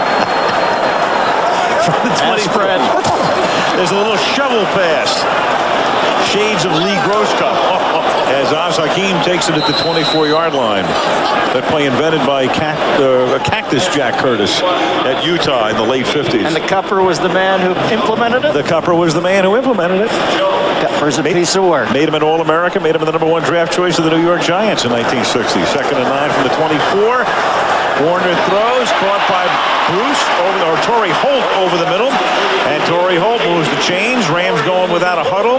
They have 2 timeouts remaining. The ball's at the 44-yard line. That timing between Warner and his receivers on those deep in cuts are just perfect. From the gun. Tipped high in the air and incomplete. Bucks came that close to a 4th takeaway. Simeon Rice, I think, is the guy who deflected it. He might have even deflected it with his helmet. You know, he got a couple last week against the Bears, so his timing when he can't get past big Orlando Pace is pretty good. Keeping his eye on the quarterback. Over here to the left hand. Looks like he must have played a little basketball on his pass. Bucks getting very good pressure on Warner tonight. Most I've seen on Warner since the Giants were here early in the year. Went down by a point. And they give it to Falk, and Marshall can barely get out of his tracks. Tackled up at the 47-yard line. I think Andy McCollum snapped that ball early. Looked like it. When he snapped the ball, nobody was moving except him. Warner found himself the ball and gave it to the best man he could think of. Meanwhile, Sapp comes out here in the final minute, 3rd down and 8, replaced by Chartrick Darby. And there was movement by Orlando Pace. Yeah, you've got to give it to Tony Dungy's defense tonight. They are frustrating not only Warner, but this entire Ram team. 2 mistakes in a row by the offensive line. Ball start, number 76 offense, 5 yards. This penalty also includes a 10-second runoff. Timer, please set the clock at 36. Start the clock on my signal. Take a look at the false snap by Andy McCollum. This is the play prior. He snaps the ball. Look at the offensive line still sitting there. Orlando Pace going, what the heck's going on? Meanwhile, and then on the very next play, this is Falk going down with Lynch. 10-second runoff, and also Ron Blum just went into the huddle to remind the Rams the clock is going to continue to run when the ball is ready for play. That cost them another 10 seconds. Here goes Warner, wide open. Down the sideline is Isaac Bruce. A blown coverage when a guy like Bruce can get that loose, that far downfield at the 18-yard line. They blew coverages all game last week against the Chicago Bears, and it cost them when Marty Booker hit him for 3 touchdowns. Watch Bruce just go down the sideline. This is too deep coverage. John Lynch is going to the inside receiver here. That draws him away from Bruce, and then this gun by Kurt Warner. Perfect. Field goal range now. Ran by Donnie Abraham on that side of the field. 17 ticks remaining. Warner throws underneath. They have to take a timeout right now as Marshall Falk makes the catch. They take a timeout. They have time to run one more play since they have one more timeout remaining. Yeah, they have because they have that one timeout remaining. Obviously, they can use the field, but don't be surprised if the Rams don't put this one in the end zone.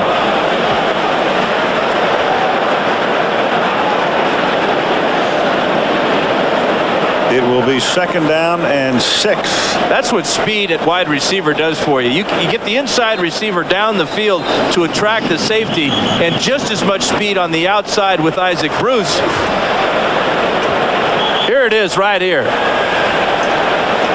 As Holt goes down the middle, he attracts Lynch away from Bruce. Of course, it takes a great throw by the quarterback, but that is why speed kills. Abraham tried to bump him at the line. He ran right by Donnie, 42 yards, and that was a 3rd and 13 play. Now 2nd and 5 in the waning seconds as Warner throws off his back foot for Ernie Conwell over the middle, and he couldn't make the catch. He turned to look upfield before he looked it into his hands.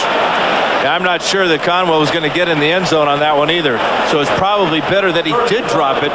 With 7 seconds, the Rams have time to throw one more pass. And if it's not good, throw it out of the back of the end zone, line up for the field goal. This is what you have to love about Martz. I mean, he is more aggressive than he was as an offensive coordinator. This is a very interesting call here, because if Warner is under pressure, and now he has to get up to the line quickly to get it off before the play clock expires, this whole play could take 7 seconds. 3rd down and 5. Warner throws. It is caught at the 5. They have to take a timeout immediately, and they do to stop the clock as Ernie Conwell makes the catch at the 6. That's a great example of a zone defense bending but not breaking. They all lined up at about the goal line. The Buccaneers did. They allowed the Rams to complete the pass in front of them. Monty Kiffin's defense did the job coming up and making the tackle.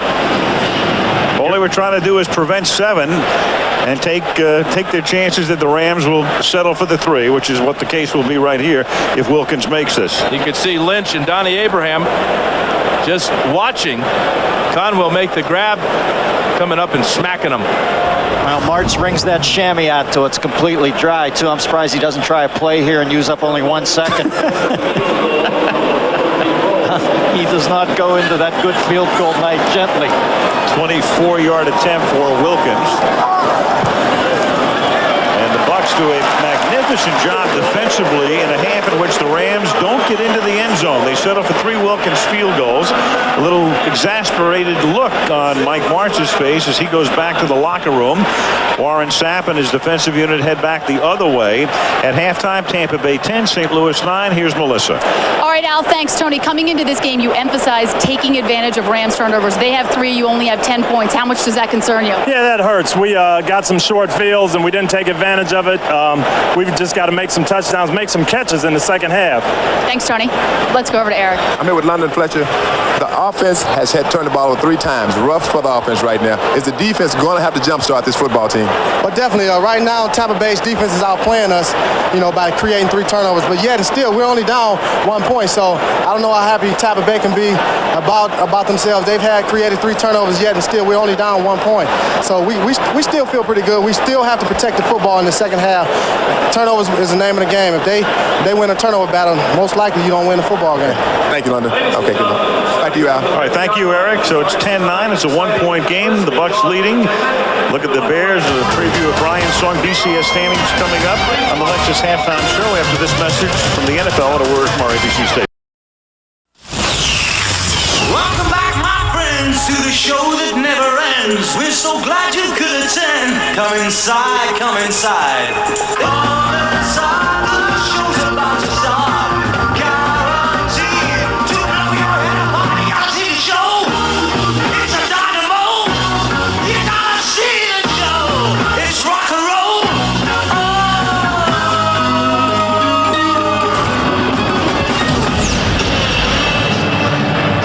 And back to the show as we start the second half. Al Michaels, Dan Fouts, Dennis Miller, Eric Dickerson, Melissa Stark. At the Dome at America's Center in St. Louis. Kurt Warner toweling off. We've been talking about it, guys, how important this game is to Tampa, clearly, to get to 500. Meanwhile, if the Rams lose this game, all of a sudden the San Francisco 49ers and the Rams are tied for first in the NFC West. Who would have thought that this year? Great job by Jeff Garcia running the original West Coast offense. Wilkins' kick is fielded at the 13 by Frank Murphy. And he gets taken down up at the 31-yard line by Yo Murphy as we look at the numbers through the first 30 minutes of play. Remember, the score is Tampa Bay 10, St. Louis 9. But you'd expect the Rams to have an advantage. 71 yards of that 210 was on that last drive, but the 3 turnovers obviously leveling out the field. Brad Johnson. Typical Brad Johnson numbers. Keyshawn Johnson averaging under 7 yards a carry and no touchdowns. 7 yards a catch, rather. First down from the 32-yard line as Warwick Dunn begins on the ground. Taken down for a loss of 1. Let's check in with Melissa. Al, I talked to Tony Dungy at the half. He likes the fact that they've been able to get pressure on Kurt Warner. That was part of the game plan because he thinks that the defense can run well on the AstroTurf. They've been in a lot of second and longs. Look for them to run the ball more on first down. As for his main message at halftime, he said, we got to make plays. They're out there to be had. We just got to make them. They just ran on first down here, lost 1, did Dunn. And it's second down and 11 at the 31-yard line. Runs carried 9 times for 29 yards. And here's carry number 10. And still not much there up to the 32-yard line. You know, Al, you're talking about the 49ers. We got to send a little love out to Marty Schottenheimer in the District of Columbia. That is unbelievable, man. This guy makes Lazarus look like a catnapper. Who would have ever believed it? We saw them twice on Monday night this season. They're killed at Green Bay, lost to Dallas at the end from 0-5 to 5-5. And a little compromise by Marty and the players at a team meeting has been the reason for the turnaround. 3rd down and 10. It's caught by Moore over the middle, and the tight end converts on 3rd and long up to the 45 to move the chains. Dave Moore making the catch when he couldn't make it earlier in the game, but it's just a tight end going down and reading the open area in the zone. Johnson with good pass protection again. Here's Moore, very simple, knowing what he needs for the first down, making the catch and turning up and getting it. His second grab of the night. First down for the Bucs from the 45-yard line. Play fake buys time. There's Johnson getting free at the Ram 40 and tackled at the 38-yard line. It's a gain of 17 and a first down tackled by Dexter McLean. First-round draft pick Kenyatta Walker has struggled at times this year, but he and that offensive line have only allowed Brad Johnson to go down one time in that first half. This is an outstanding job of pass protection against a very tenacious pass rusher, Grant Wistrom. That allows Keyshawn to get all the way across the field on the crossing route. And the Buccaneers offense, very efficient here, start the second half. From the 37-yard line, here's Johnson throwing, and that is dropped. That was Jameel Cook, the backup to Allstott, the rookie out of Illinois, who just didn't look it into his hands. You know, Al, it was interesting to watch the Rams' face when they went off field for halftime. They have that sort of quizzical, like, what's happening here look. The machine runs so smoothly, so frequently, that almost they look like Ali when he started taking punches. He used to slip, you know, that. How's this happening? Look. Well, they walked off. I mean, they're a team, and you just can't ignore what people are saying about you, and they hear things and they read things, and everybody's talking about the Rams as the best team in the league, and they probably are, but you begin to believe your notices. Second down and 10 at the 37-yard line. And this is Dunge trying to spin out of trouble and picks up 4.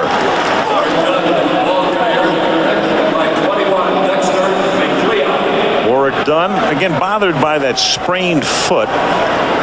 And in just one of the 7 games has he averaged more than 3 yards per rush. And again, we'll point it out that the average rush over time is about 4.0 or 4.1 yards per carry around the league. Well, that's another freakish anomaly like Sapp's sack total. You don't understand it because he certainly looks like a Tasmanian dervish tonight.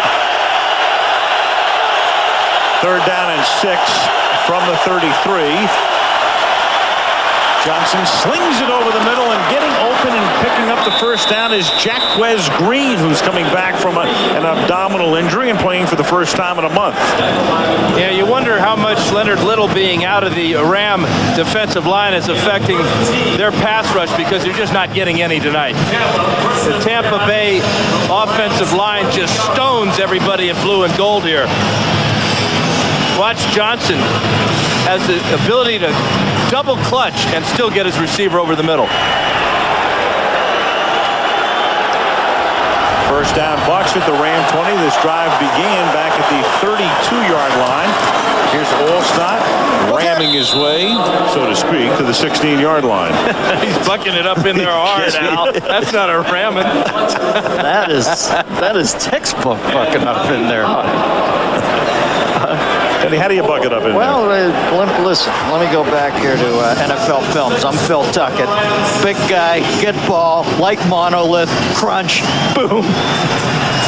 Rugby scrum. And you see Allstott doing that, you think, why don't they punish teams for like 4 quarters with that? It's just like body shots. Eventually the guard comes down. But variety is the spice of offense. Boutsy, you are such an Epicurean. 2nd and 6. And that is caught this time by Jameel Cook, who dropped one earlier on this drive at the 16-yard line for a very small gain. Johnson's dealing it around, though. Twice now he's gone to Cook. Handed the ball a couple times to Dunn. Allstott throwing the ball with confidence. Out of those 21 attempts, he's had 4 drop passes. This is the opening drive of the third quarter. It's 3rd down and 6 at the St. Louis 16-yard line.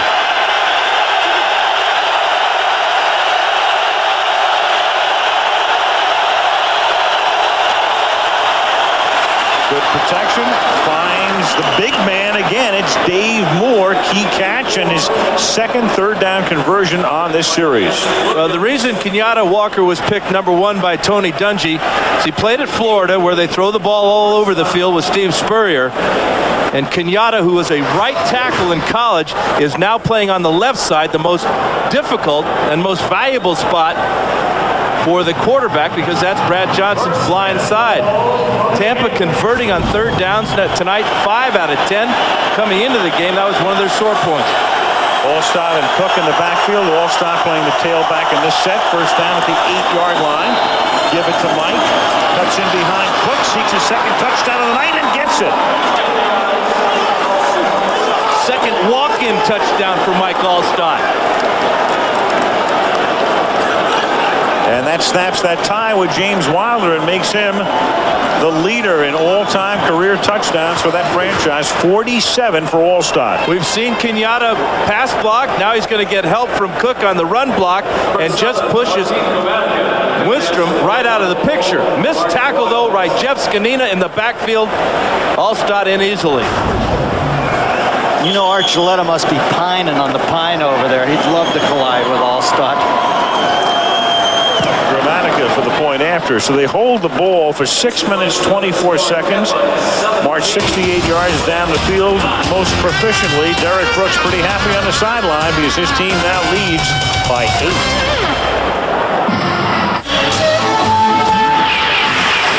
Next Monday night we go to Jacksonville. The Jaguars host the Green Bay Packers. Green Bay comes to town 7-3. Brett Favre and company on Monday Night Football. ESPN is a Thursday night game for you at 8:30 Eastern Time. Philadelphia going into Kansas City, and all of a sudden the Eagles need a win after yesterday's loss at the hands of the Washington Redskins. Gramatica sends a bouncing ball down a candidate who finally collects it at the 8-yard line. There's a little dancing and darting and can only bring it back to the 15-yard line. So the Tampa Bay defense, Warren Sapp,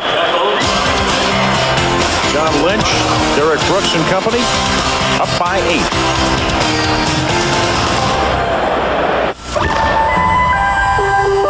Get Sapp and his crew a defensive lineman, and Brooks and his crew of linebackers, and then you got Lynch and his crew of defensive backs. So, you know, there's not many teams that have a leader on each level of the defense, and they have 3 in those guys.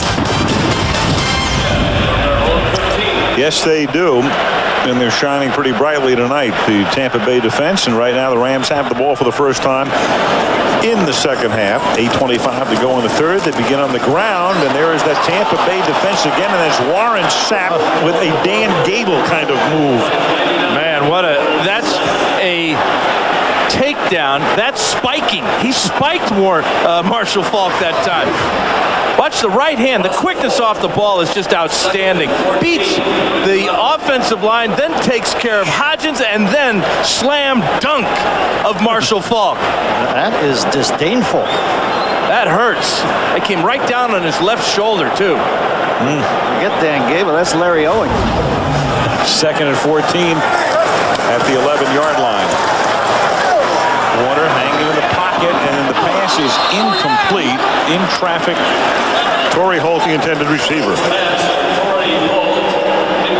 Well, Marshall Faulk just hasn't had enough carries so far tonight. He may not want any more after that hit by Warren Sapp. Isaac Bruce with 3 catches, but the time of possession has been all in favor of Tampa Bay. The one thing about Marshall Faulk, only 1 catch in that first half. They're going to have to major in number 28 if they're going to get back in this ball game. First time this season the Rams have trailed by as many as 8 points. 3rd and 14. Warner throwing over the middle. gets out of trouble with a pass to Torrey Holt. And he takes it all the way out to the 46-yard line. Torrey Holt, who introduced himself as Big Play, with a big 35-yard play on 3rd and 14. And against Monty Kiffin's too deep, the hole in the zone is always the crossing route over the middle. All the way over the middle. Takes time to get this one in there, but it's another perfect strike. And the great thing about Warner, when he's on, Holt will catch this ball, not lose any momentum, turn up the field, make a couple of guys miss. This is Ram football right now. Meanwhile, Falk is out of the game and Candidate is in the game, so we'll check on Marshall, who went down hard on that shoulder on the sack takedown, on the Warren sack takedown, as Candidate takes it to the 9-yard line. Let's check in with ED. Al, I spoke to Mike Martz at halftime. He says they have to do a better job of protecting the football. They cannot turn it over. He also said that his skill guys have not had a chance to be on the football field, so they have not got a chance to get into their rhythm. Also, he says he wants to get the ball more to Marshall Faulk, running and receiving. Well, the problem with getting the ball to Marshall Faulk right now is Marshall Faulk is on the sidelines being looked at by a quartet of trainers. Yeah, I guarantee you, he came down on that left shoulder, and Marshall's in pain. He hides it well most of the time, but not there. He's missed 2 games this season with a knee sprain. 2nd and 1. Here's Candidate to the 41. But when Marshall was out, Candidate was great. Well, Martz told us that Marshall determines Trung's participation. He thinks so highly of Falk. He lets him tell him when Trung should go in and when he needs to come up. But this time, I think the decision might have been made for Marshall by Mr. Sapp. Falk and Candidate, as you can see, when Candidate went into the Meadowlands with Falk hurt, 195 rushing yards against a great Jet defense. Puts the ball on the ground and recovers it himself, does Candidate. You know, for once in a while we'll see a typical Ram type of play, but this is an atypical ball game that they're playing. I think the familiarity that Monty Kiffin and his defense has about the Rams, they know how to play them. They have the athletes. And now the injuries are really taking a toll on the Rams. We're seeing no pass rush out of the Ram defensive line, and now with Marshall Faulk out of the game, although he's back in, we're going to see how effective he can be with a sore left shoulder. First play for Marshall since Sapp slammed him to the turf at 2nd down and 16. They send Faulk into a short pattern, and the pass is caught by Oz Hakeem at the 31-yard line. Covered by Brian Kelly. Should be enough for the first. It is. You know, Al, oft times in this league, the talent difference is so little. It comes down to who's more desperate. And obviously, Tampa Bay is more cornered tonight. The Rams play is kind of depicting that. Inside, perfect timing on the skinny post by Oz Hakeem. That's his 3rd catch of the night. Not bad for a guy that was questionable with a bad ankle. 1st and 10 from the 30-yard line. And they toss it back to Faulk, and there goes Marshall. And he gets slung down out of bounds by Dexter Jackson. And that precipitates a flag after a 17-yard gain. Yeah, he looks like he's really banged up. Nothing wrong with his legs, that's for sure, is there? The weakness of this Buccaneer defense is weak side runs. Hodgins up inside here takes care of the linebacker Quarles, or rather Duncan. And now Marshall clearly out of bounds when Dexter Jackson pulls him down. Look at the quickness coming right at you.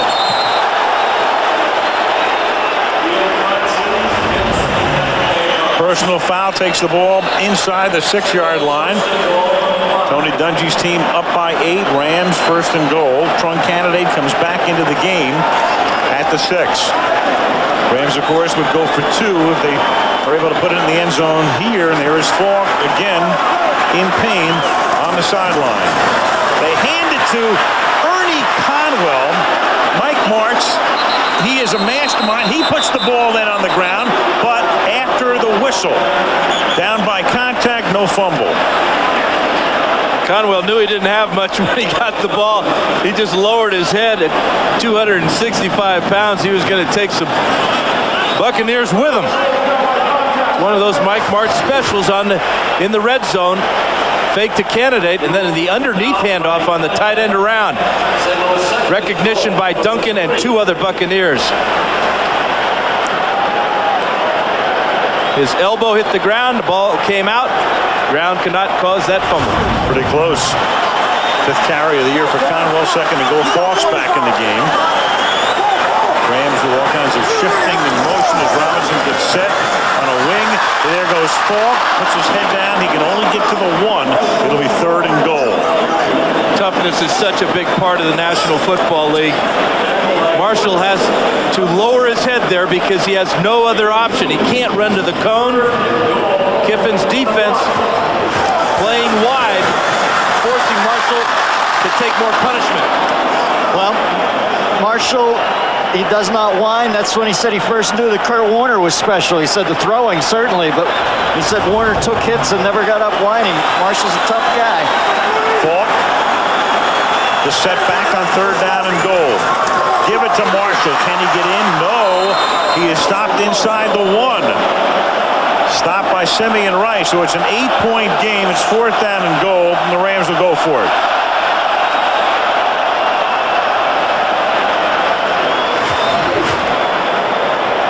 Here's Simeon Rice on the outside, beating the block of Timmerman, who's coming on the trap. The quickness of Simeon Rice made that play. No hesitation whatsoever on the Rams' part. Warner asked for quiet. 4th and goal inside the 1. Kurt's going to throw into the end zone, wide open to Brandon Manu Malayuna. His first catch of the season. First catch of his career. First time anybody said his name correctly. Leave it to the Rams. Brandon Manu Malayuna on 4th and goal. Buccaneers were coming after Warner. Brian Kelly coming on the blitz, left Manu Malayuna wide open. You know what the literal translation of that name is? 5th option. Rookie from Arizona, candidate and Manu Malayuna played together for the Wildcats in Tucson. Rams now go for 2. And Warner has to take a timeout. They were slow in getting up to the line. The play clock runs on a 2-point conversion. It was down to 5, so they have to burn a timeout here prior to a 2-point conversion. 1:41 left in the 3rd.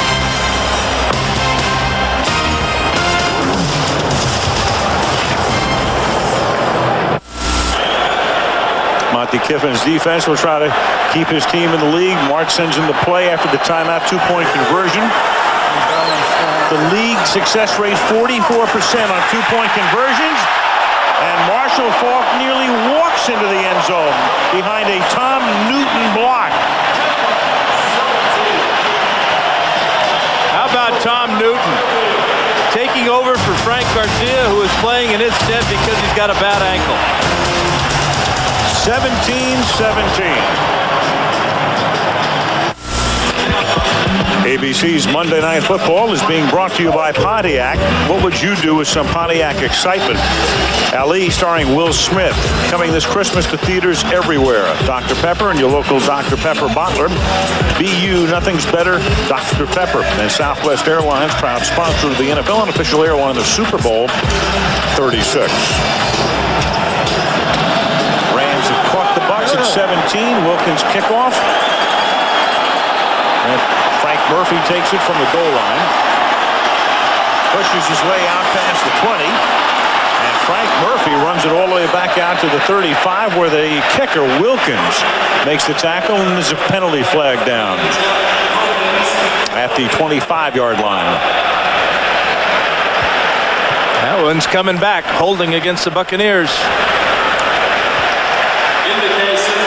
Ron Blum so indicates with 1:28 left in the 3rd quarter. Each team has had the ball just once in this period. Ron Blum actually squinting. He's been under the hood so much tonight. Coming out of hibernation. During the return, holding on a Tampa player, half the distance to the goal. 1st down, timeout. 1:28 left in the 3rd. Good one in St. Louis. Not it.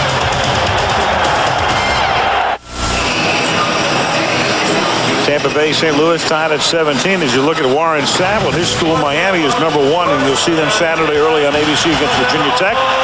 From Eugene, it's Oregon State and Oregon. Notre Dame, Purdue in the afternoon. At night, Texas, Colorado meet for the Big 12 championship right here on ABC. Crowd roaring. Bucks have it from the 10 after the penalty. They begin deep in their own territory with an all-stop 5-yard pickup as we go to Melissa Stark. Well, Al, you were just talking about Warren Sapp. He is not a happy camper. After the Rams just scored, he came over to the sidelines, threw his helmet, then kicked it. Then he proceeded to throw passes with Brad Johnson, something he never does, apparently trying to work out that frustration. Then he sat down on the bench and started gnawing on a towel. Throwing passes with Brad Johnson? Huh? Wow. And then he pulls a Jerry Tarkanian and starts munching the... From the hotel. Munching on the cotton. 2nd and 6 from the 14-yard line. Warwick Dunn is the setback. He takes it, takes the screen, but coming in there to break it up is Chidi Ahanotu. That's not going to make Warren happy either, is it? No. Sapp's got to be frustrated because the Rams, in very Ram type of fashion offensively, went 12 plays with that last drive. Took almost 7 minutes off the clock. So that wears down Warren Sapp and that defense. Sapp is so media savvy. He's all flipped off and he sees the camera over his shoulder and he breaks into a smile. He's the best at knowing where the camera is since Reggie Jackson. 3rd down and 6 from the 14. Johnson throws, Allstott makes the catch. And he barrels his way up to the 24-yard line as the 3rd quarter expires. A good one on Monday Night Football from St. Louis at the end of 3. It is Tampa Bay 17, St. Louis 17. Monday Night Football resumes after this from our ABC stations.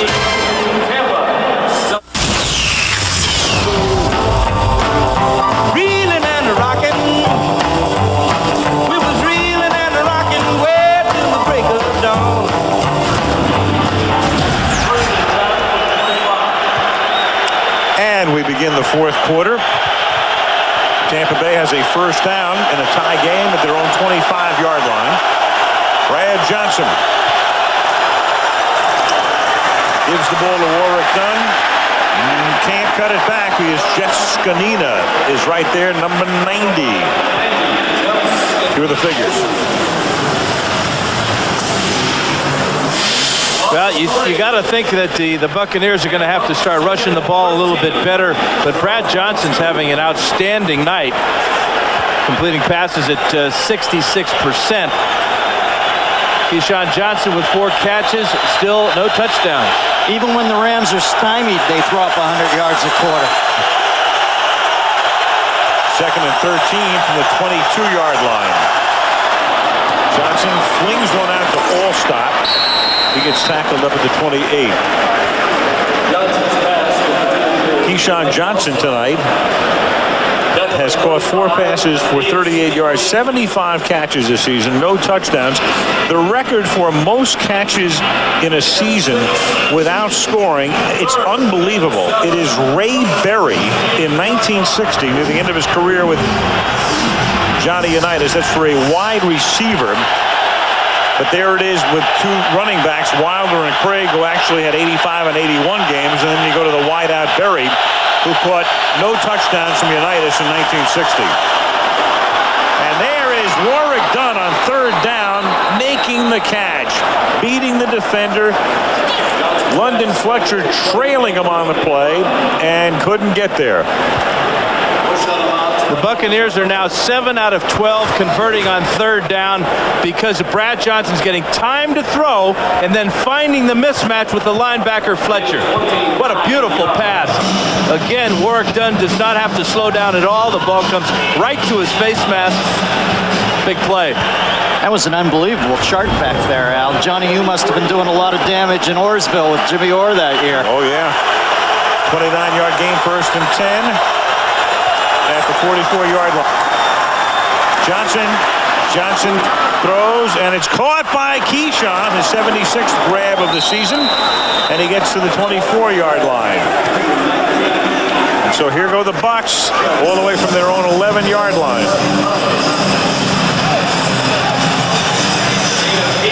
27 passes now for Brad Johnson, just 1 sack. That allows Keyshawn to push off on McLeon and get into the open. But now, can he get into the end zone?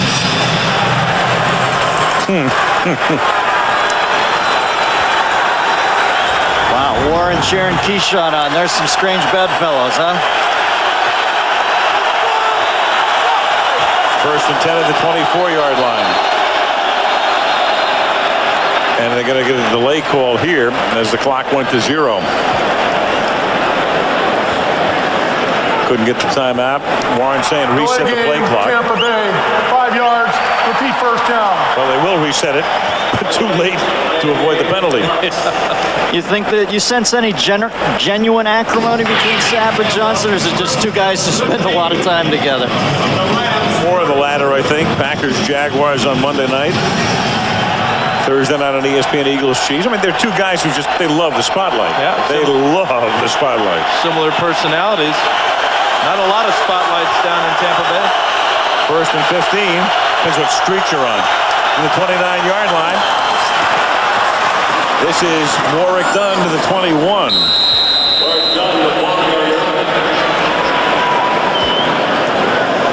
Meanwhile, Warren Sapp, Keyshawn Johnson saying I deal with him because I have to, not because I want to. And then Sheedy saying, in Sports Illustrated, they'll talk about your mother, your newborn baby, your grandma. There are no boundaries. Well, that was not euphemistic on Keyshawn's part. No.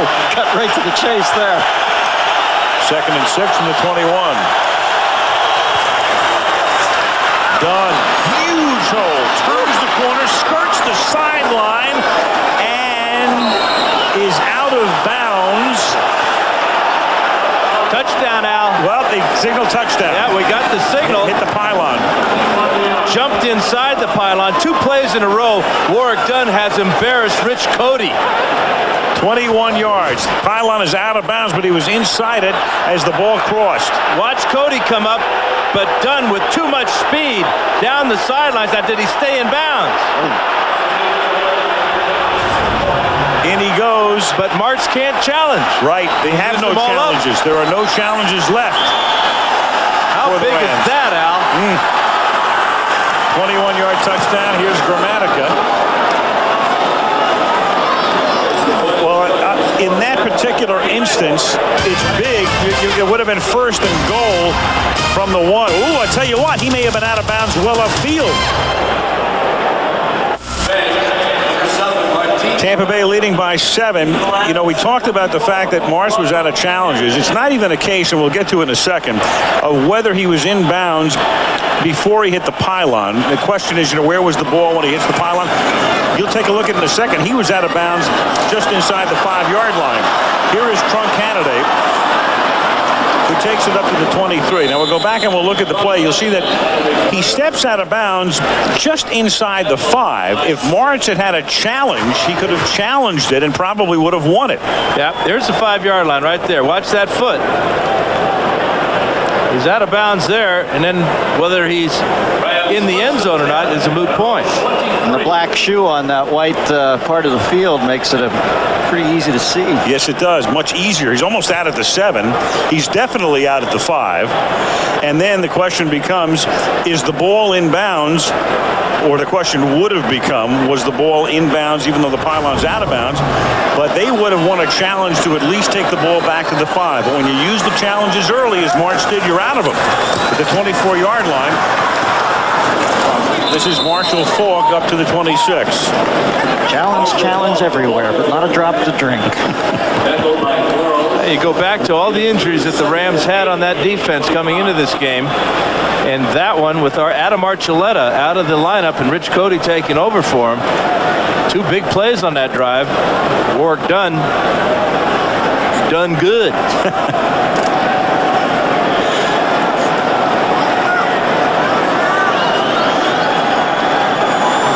Second down and 8 from the 25-yard line. Fake toss. throws. Caught up at the 32 by Falk. But a hold against St. Louis.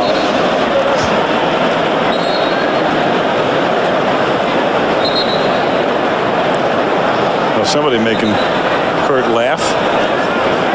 That's got to probably be Sapp. I'm thinking the same thing. It's got to be Sapp. He is the mayor of the league, man. He and Favre are going to go on the road when they're finished. Oh, you've got offsetting. Holding number 50, St. Louis. Illegal contact, number 21, Tampa Bay. Those penalties offset. Second down. Interesting, that's Donnie Abraham on the back of the play.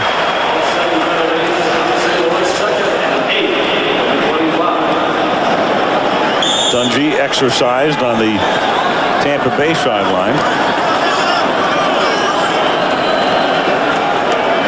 And so no play is the net result, and it's second down and 8 as Warner slings one upfield, and it is knocked down by Lynch up at the 50-yard line, intended for Ernie Conwell. And watch John Lynch do the dead cat bounce. As he comes down, watch him go high for this ball. And Lynch will come right down on his backside. Oh, that is a bruised coccyx. It's a what? You know that little bone at the bottom of your... Oh, you're right. Ooh. This plastic your tailbone, I guess, is the Keith Jackson take. Oh, you're exactly right. Third down and 8 as the pass is caught by Torrey Holt, and he pays an immediate price, and then the ball is loose at the 26-yard line. Are they going to rule it down? Yes, they are. It was Dexter Jackson who made the hit. Warren Sapp is right in there discussing it with the officials. And it's so quiet in here, Al. I never heard a whistle. I didn't either. It's a blitz adjustment route for the Rams. Buccaneers came with blitz. And there's the throw inside. On field as the receiver was down by contact. Fourth down. Lynch picks it up, but that's moot at that point. Jackson made the tackle, stops him at the 35-yard line, and the whistle ends the play. And then Johnny Lynch takes another shot on the chops on the faux return. The tough sequence for John. It was the right call, but there was a non-whistle. Stop that play. A late non-whistle, nonetheless. Inadvertent late non-whistle. No less. You're rubbing off on me in the wrong way, buddy. Inadvertent late non-whistle that only dogs heard. That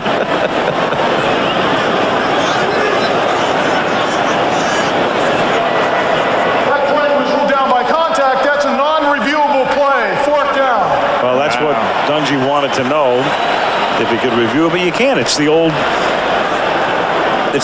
inadvertent. Yeah. Don't go there. Don't go there. You know what we're talking about. We're hearing a lot of explanation from the ref tonight. It's like the pilot who points out too many landmarks on the flight. Yeah, just fly the plane. Here's Baker. His punt fielded at the 29 by Riddell Anthony. Flag is thrown. Penalty. Ball returned to the 47, but the marker is down back at the 32-yard line.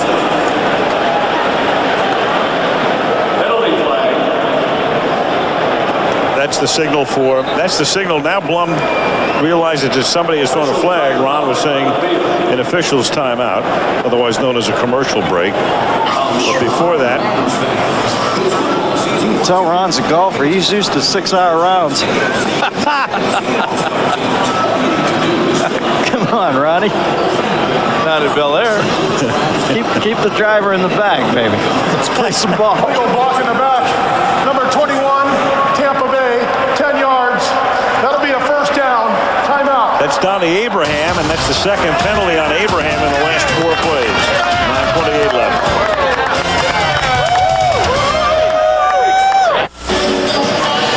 On ESPN Sports Center, we'll have all the highlights of tonight's game, as well as reports from around the NFL. All the day sports news at midnight Eastern and 9 p.m. Pacific. St. Louis decked out in all its finery. It looks beautiful. The old courthouse. At At the 23-yard line on first down, Tampa Bay begins this drive with Mike Allstott trying to spring free. Tries to bounce away and can't. Late in the season, guys. It's the end of November. Little meltdown time of the NFL. Yeah, the ante's been up. Jimmy Mora, complete Krakatoa flameout yesterday. Jimmy goes off every 5 years ago since Bobby Knight split for Texas. He's the last angry man in Indiana. What was it he said? Did he have doo-doo in there 4 or 5 years ago? What was it? I felt like I was at a mall with some kids. He said, that sucked. Yeah. It's like a Britney Spears concert. Second and 11 from the 22.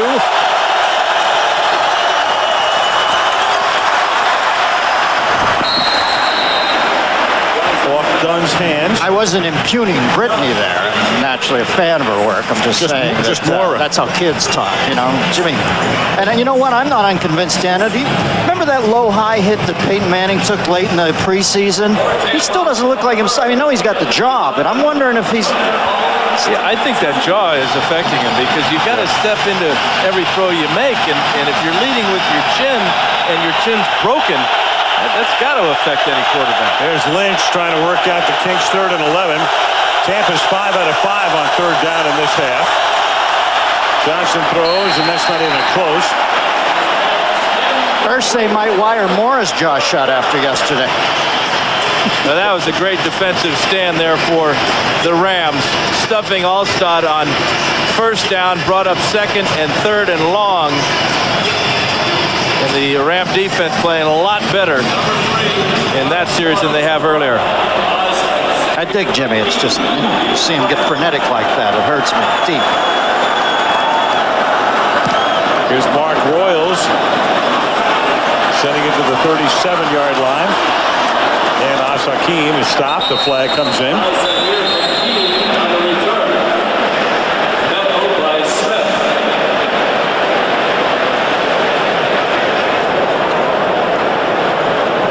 Both punt return teams with holding penalties back-to-back.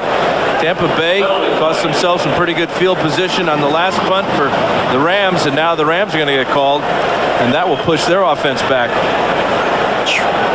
I think the ref is hosting America's Funniest Home Videos, the new version. Holding number 23, St. Louis, 10 yards, first down, timeout. Tain't funny, McGee. He got his own square. Rams ball, trailing by 7.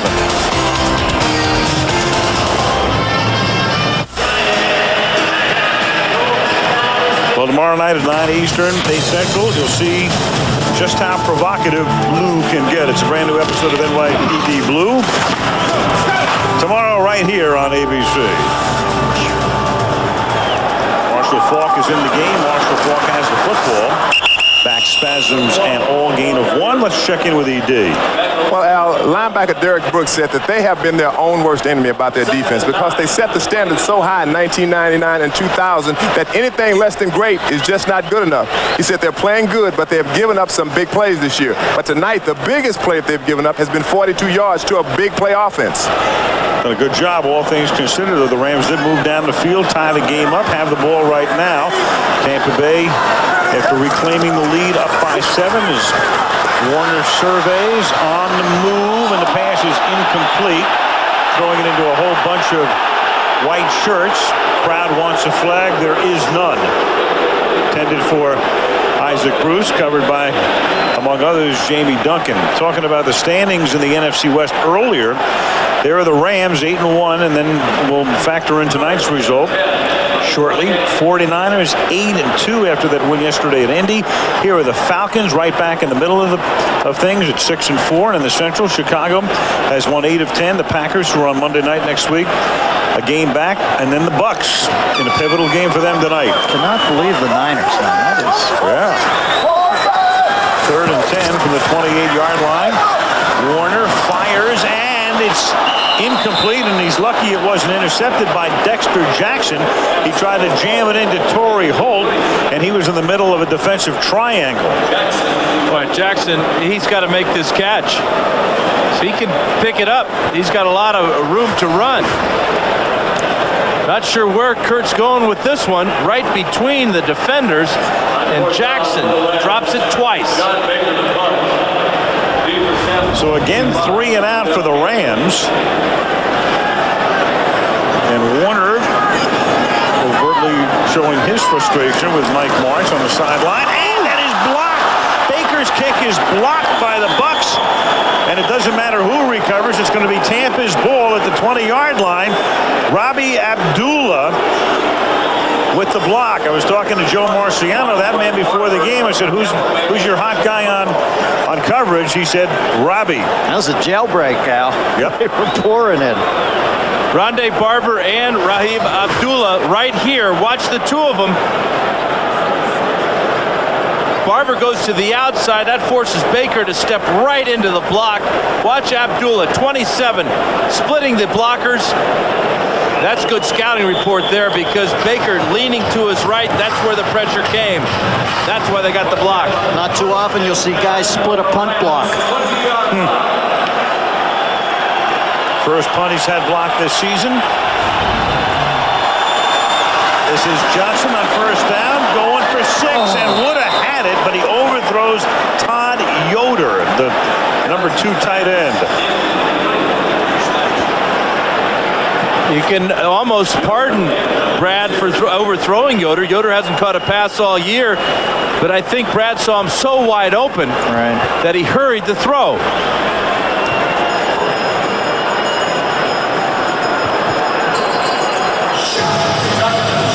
Warren Sapp trying to work out the kinks. Looks like he has a stitch. 2nd and 10. From the 19-yard line. Here's Allstott. Runs into a lot of traffic. Tommy Polley tried to punch it out from behind. Settles for the tackle at the 19-yard line. Sapp and Marshall Faulk both suffering some late-game back spasms here. Well, Marshall got him mid-game, but the two big guns both suffering the same problem right now. Lovie Smith's defense. There was Sapp after he came off the field.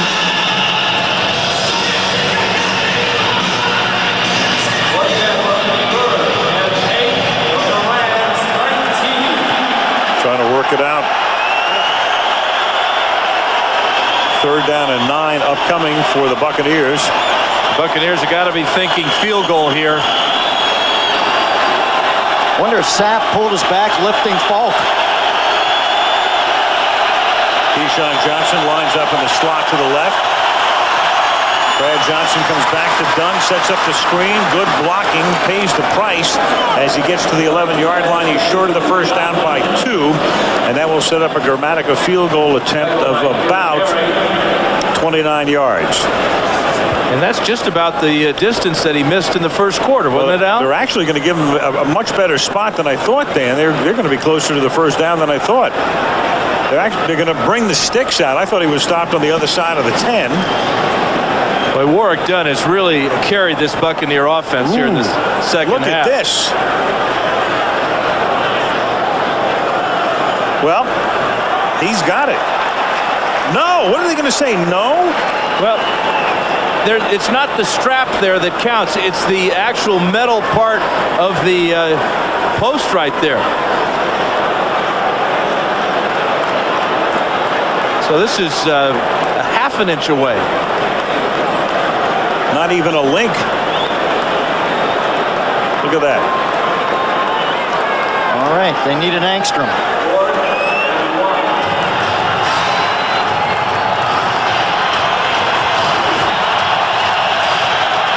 It's a heck of an effort by Warwick Dunn. It's almost as if he saw where that yellow line was. They're going to line up to go for it. I thought he gave him a very favorable spot, and Johnson, who needs an inch, has it.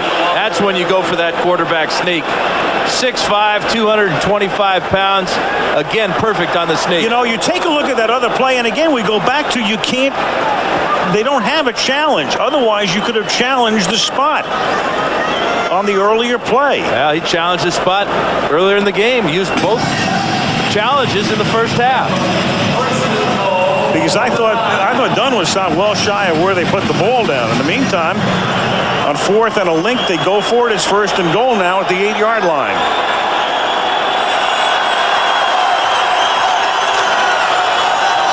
Johnson throwing for Johnson, and it's knocked away by Aeneas Williams.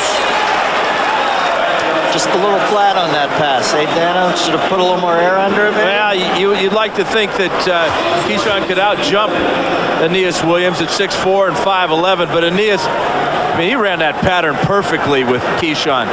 It's that wheel route. Keyshawn showing his desperation with this attempt to catch it off the rebound, keeping his eye on the ball and just can't not get it. That makes it second down and goal. Allstock the tailback. Johnson falls down. May have tripped on the center's foot. Or the guard, Cozy Coleman, who was pulling as a flag down.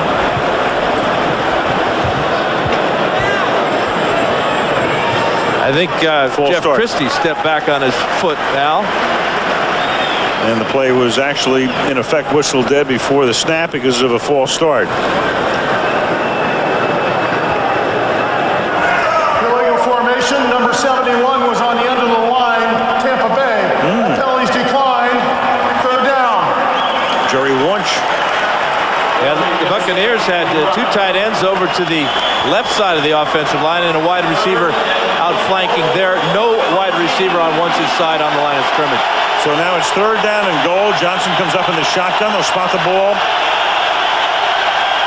at the 14-yard line. Look for Warwick Dunn right here. He's been the man. They send him out into the pattern after a chip block. The pass is underthrown, intercepted by the tackle, Brian Young, playing pass defense. A flag is down at the 22-yard line in the vicinity of Brad Johnson, who went down. Well, Brian Young was in press coverage. This is a classic example of a zone blitz as Young drops out and gets his first career interception.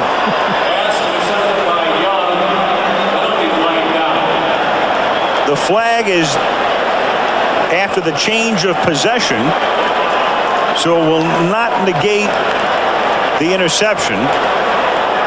And Brad doesn't throw many interceptions. That's just 7 all year. Totally confused by Young dropping out.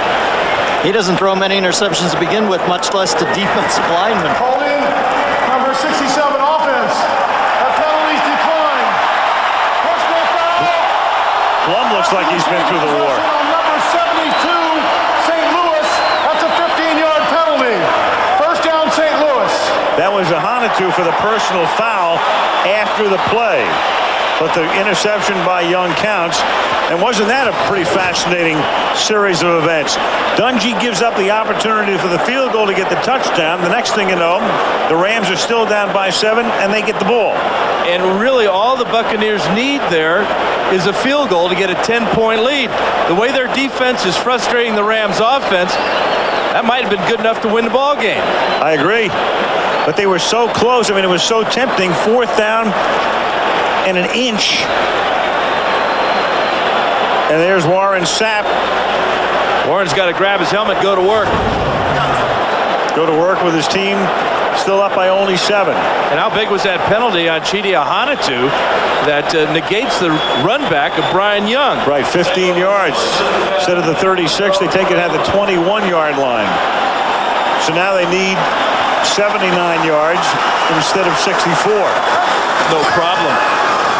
Not with these guys.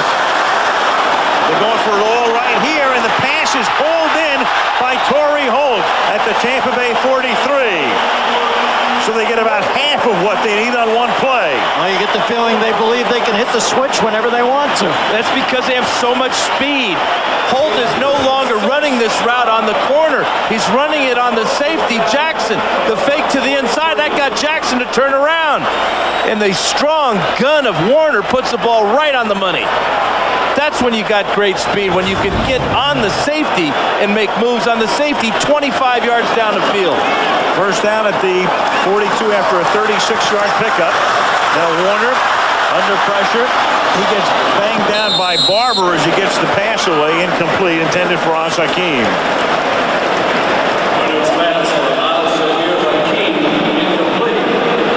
You know, it's like a title fight. You know, you get the big bomb there by the Rams. The next play, Dungy's defense comes back with a good pressure on Warner, forcing a bad throw. And Dungy ahead on points, went for the knockout blow instead of the field goal. There you go. No sucker punch there. 2nd down and 10 at the 42-yard line.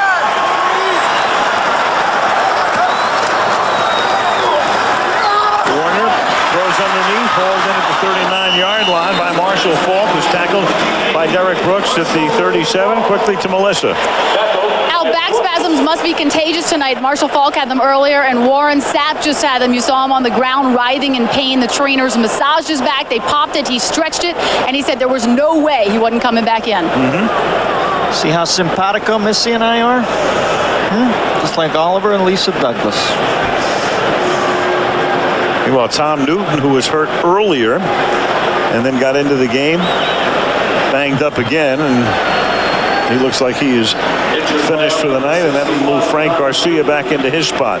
And Garcia's had problems in that spot. Newton had the good block on the 2-point conversion by Faulk. We'll see what Garcia can do now.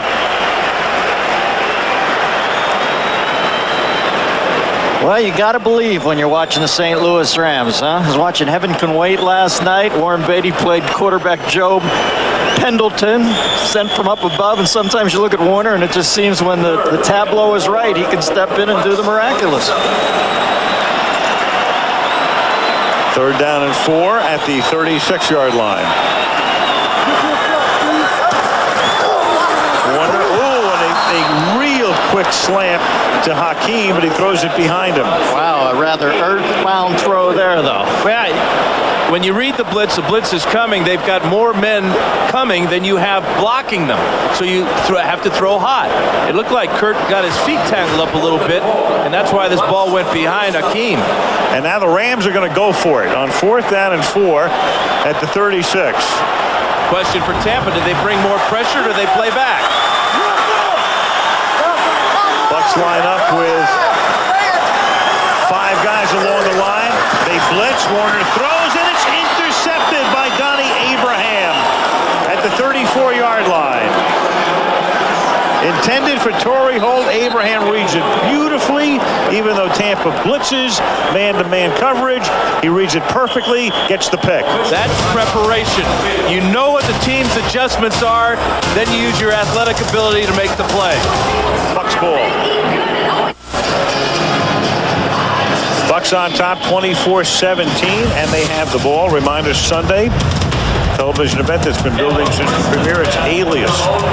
ABC this Sunday, 9 Eastern of Pacific and 8 Central Time. Now Tampa, and we begin with a whistle on 1st down. Grant Wistrom got his money's worth if it's on him. Yeah. He just drilled Davey Moore. Neutral zone infraction. Defense came into the neutral zone, causing the offensive man to jump 5 yards. Repeat 1st down. Let's go back to the interception. The Buccaneers are going to bring a weak side blitz. 1, 2, 3, 4. That's more than the Rams can handle, so Warner has to throw the blitz adjustment. Barber comes on the blitz, Steve White, and Donnie Abraham, the veteran that he is, picks off his 28th pass of his career. 1st and 5 after the whistle at the 39-yard line. All stop. They string him out and knock him down for a loss back to the 31-yard line. And the Rams are going to take a timeout.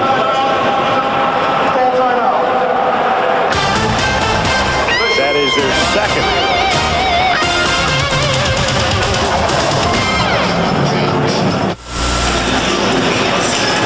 Tampa Bay leading 24-17 with 3:40 left after a Ram timeout. Saturday, Miami, Virginia Tech early. Oregon State, Oregon, Notre Dame, Purdue in the middle of the afternoon. Texas, Colorado, primetime here on ABC. Second down and 7, and Johnson again falls down, but this time gets up and then gets sacked back at the 32-yard line. Second time Brad has been tripped in this quarter, backpedaling. Sean Moran gets a gift sack. And the Rams use their final timeout, and I like that use of timeouts. Especially after the Cozy Coleman will step back and step on the top of Brad Johnson's foot right there. See that right foot of Brad? He goes down again. You know, the Buccaneers had a free 5 yards off the Grant Wistrom offsides penalty. Then Allstott loses a couple of yards, and now they're stumbling and fumbling around here. They're not taking advantage of this opportunity to close this one out. Rams taking their timeouts, taking 2 of them here, and plus 1 that they took earlier on the 2-point conversion. No team that has lost to the Buccaneers has ever won the Super Bowl that season, so the Rams could be looking that oddity in the face tonight. Wow, that's a surrealistic little nugget there. It is. Third down and 11. At the 33-yard line as Johnson retreats in the shotgun, throws underneath to Allstott, but right there to grab him around the ankles and knock him down at the 32 is Brian Young. Again, dropping out from the defensive line, playing pass defense. Picking up the interception last possession, this time stuffing Allstott after the catch. Brian Young. Yeah. He's listed as a tackle. He may make the Pro Bowl as a cornerback. I tell you what. Look at him in space, closing, finishing. They got him back returning the punt. Mark Royals to kick. Oz Hakeem, who's fumble prone, as we all know, back to receive the kick. They use all of the play clock, and Royals really booms this one, a beauty, to the 16-yard line. Hakeem has space down the sideline, cuts it back, spin move all the way to the 45-yard line. Oz Hakeem. The downside is he fumbles. The upside is he gives you run backs like that. Monday Night Football being brought to you by Nissan, Driven, Dell Enterprise Systems that are easy to build, easy to own, easy as Dell, and Burger King, home of the Whopper. Clearly a case of Mark Royals out kicking his coverage. Team ran it down and then brought it back. So now Warner goes to work. No timeouts. They can stop the clock. The clock will stop at the 2-minute warning. Royals with a 51-yard punt, 28-yard return. Kurt retreats on first down, slings it over the middle of the traffic, and it's picked off by John Lynch. And Lynch returns the ball to the 50-yard line. May have been tipped. It winds up in the hands of Lynch. It was tipped out by the other big play defender for the Buccaneers, Derek Brooks. So Sapp has made plays. Derek Brooks comes up with this one, and John Lynch finishes off with the interception. Watch Brooks go high and just get 2 fingers on that ball. It's like Marshall said, a leader at every level of the defense, and they're all coming in here. All checking in at crunch time. So now the Bucs have it, and the Rams don't have a timeout, but Tampa Bay cannot run the clock all the way out, because it will stop at the 2-minute warning. I think they might have learned that lesson by way of what the Bears did last week in Tampa. You bet. Sapp was out of his mind tonight. You got that montage? So ball security is the key right here for the Tampa Bay Buccaneers. Want a conservative play, they give it to Allstott. Mike stays in bounds. It looked like he was he may have gone out of bounds, which would have been a major favor to the Rams. But he's tackled inbounds, picks up about 9 yards, and now the clock will stop at the 2-minute warning. He's one of the few guys who leaves a dent on the field after he's tackled. 2-minute warning after the 9-yard pickup by Allstott. And in a game they have to win, the Bucs are 120 seconds away from doing just that.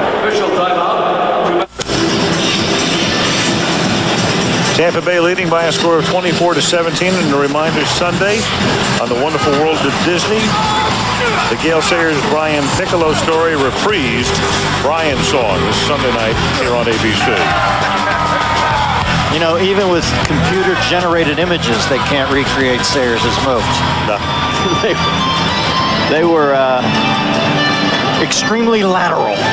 Well, Kurt Warner in his first 14 home games, as you can see, had almost a 4-to-1 touchdown-interception ratio. In the last 3+, 3 TDs, 10 picks.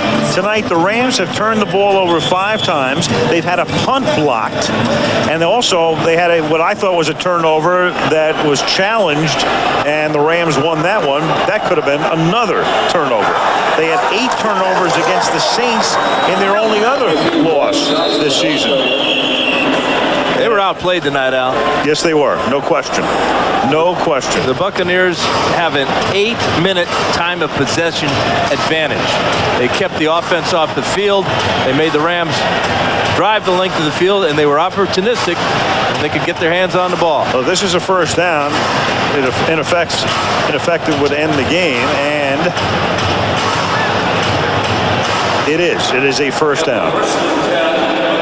Don't even have to measure, and that's going to do it. Clyde Christensen, the offensive coordinator, Monty Kiffin, the defensive coordinator, and Tony Dungy and his staff and gang have come in here. They had to win. They do win, and as we said at the top of the game, if they come out of here somehow with a win, and they were about a 10-point dog tonight, they'd be 5-5 and looking to 2 games in the next 2 weeks against Cincinnati and Detroit. So all of a sudden you go from 4-5 to maybe 7-5. First time in Warner's 2.5-year career he's been under 50%. Well, as a starter. There's the brutal truth of the NFL. Now you got to watch out for the malaise against Cincy and Detroit. You win the big one, you got to get your game face right back on. It'll kneel down. That'll do it. The Rams are now tied for first place in the NFC West with San Francisco, even though if the season ended today, the Rams would be the champs by virtue of having beaten them. The two will meet here on December 9th. The Rams now go to Atlanta next week in what becomes a very important game. The suddenly resurgent Falcons are 6-4. And the Tampa Bay Buccaneers are right back in the middle of the playoff picture as they get ready to take on Cincinnati. And you would think that Tony Dungy's game plan defensively will be copied by every opponent the Rams face the rest of the year. You guys are getting back hot again. So the Rams go to 8-2, Bucs go to 5-5. Wrap it up, play of the game when we come back.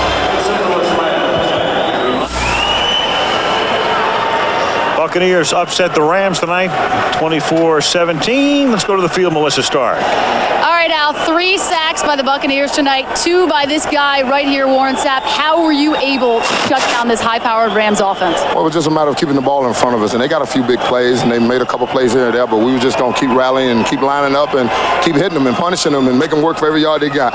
An absolutely critical game. Can you put in perspective what this win means for the team? Well, right now, we ain't even thinking about what it means to this ball club. We're going to get on the plane, we're going to enjoy this for 24 hours, and we're going to prepare next Wednesday to go to Cincinnati and get us another win, because the only way you start a streak is with one, and we got one right now. Warren, thanks. Yeah, no problem. Let's go over to Eric. Thanks. I'm here with Warwick Dunn. Warwick, running, receiving. Why do you always play so well against the Rams? Well, it's a challenge. Those guys have a high-powered offense, and what you hear about the Bucs is that we can't score, we can't move the football. And tonight we executed, we made plays, and our defense played well. Why do you guys always play so tough against each other, both of these teams? Well, we have to play physical. You have to play this team physical, try to take them out of their game. We put a lot of pressure on the quarterback tonight. He made some throws, and our offense, the offensive line blocked tonight. Those guys down the line of scrimmage was able to have some runs. Thanks, Warwick. Appreciate it, man. Al? All right, thank you, Eric. Now it's time for the key play of the game. Speaking of Warwick Dunn, the play of the game is his touchdown. 17-17 was the score. Warwick Dunn culminating a 90-yard drive on a play on which, had the Rams had a challenge, they might have said he was out of bounds at the 5. But too little too late, turns out to be a done deal. 24-17 Tampa Bay. Al Michaelis for our whole crew saying goodnight from St. Louis with a reminder that next week we'll be in Jacksonville. It's Green Bay taking on the Jaguars. Stay tuned for your late local news. We're on the West Coast. Who Wants to Be a Millionaire? ABC Sports is online at ESPN.com. Keyword Monday Night Football. And this has been a presentation of ABC Sports, continuing the tradition of excellence.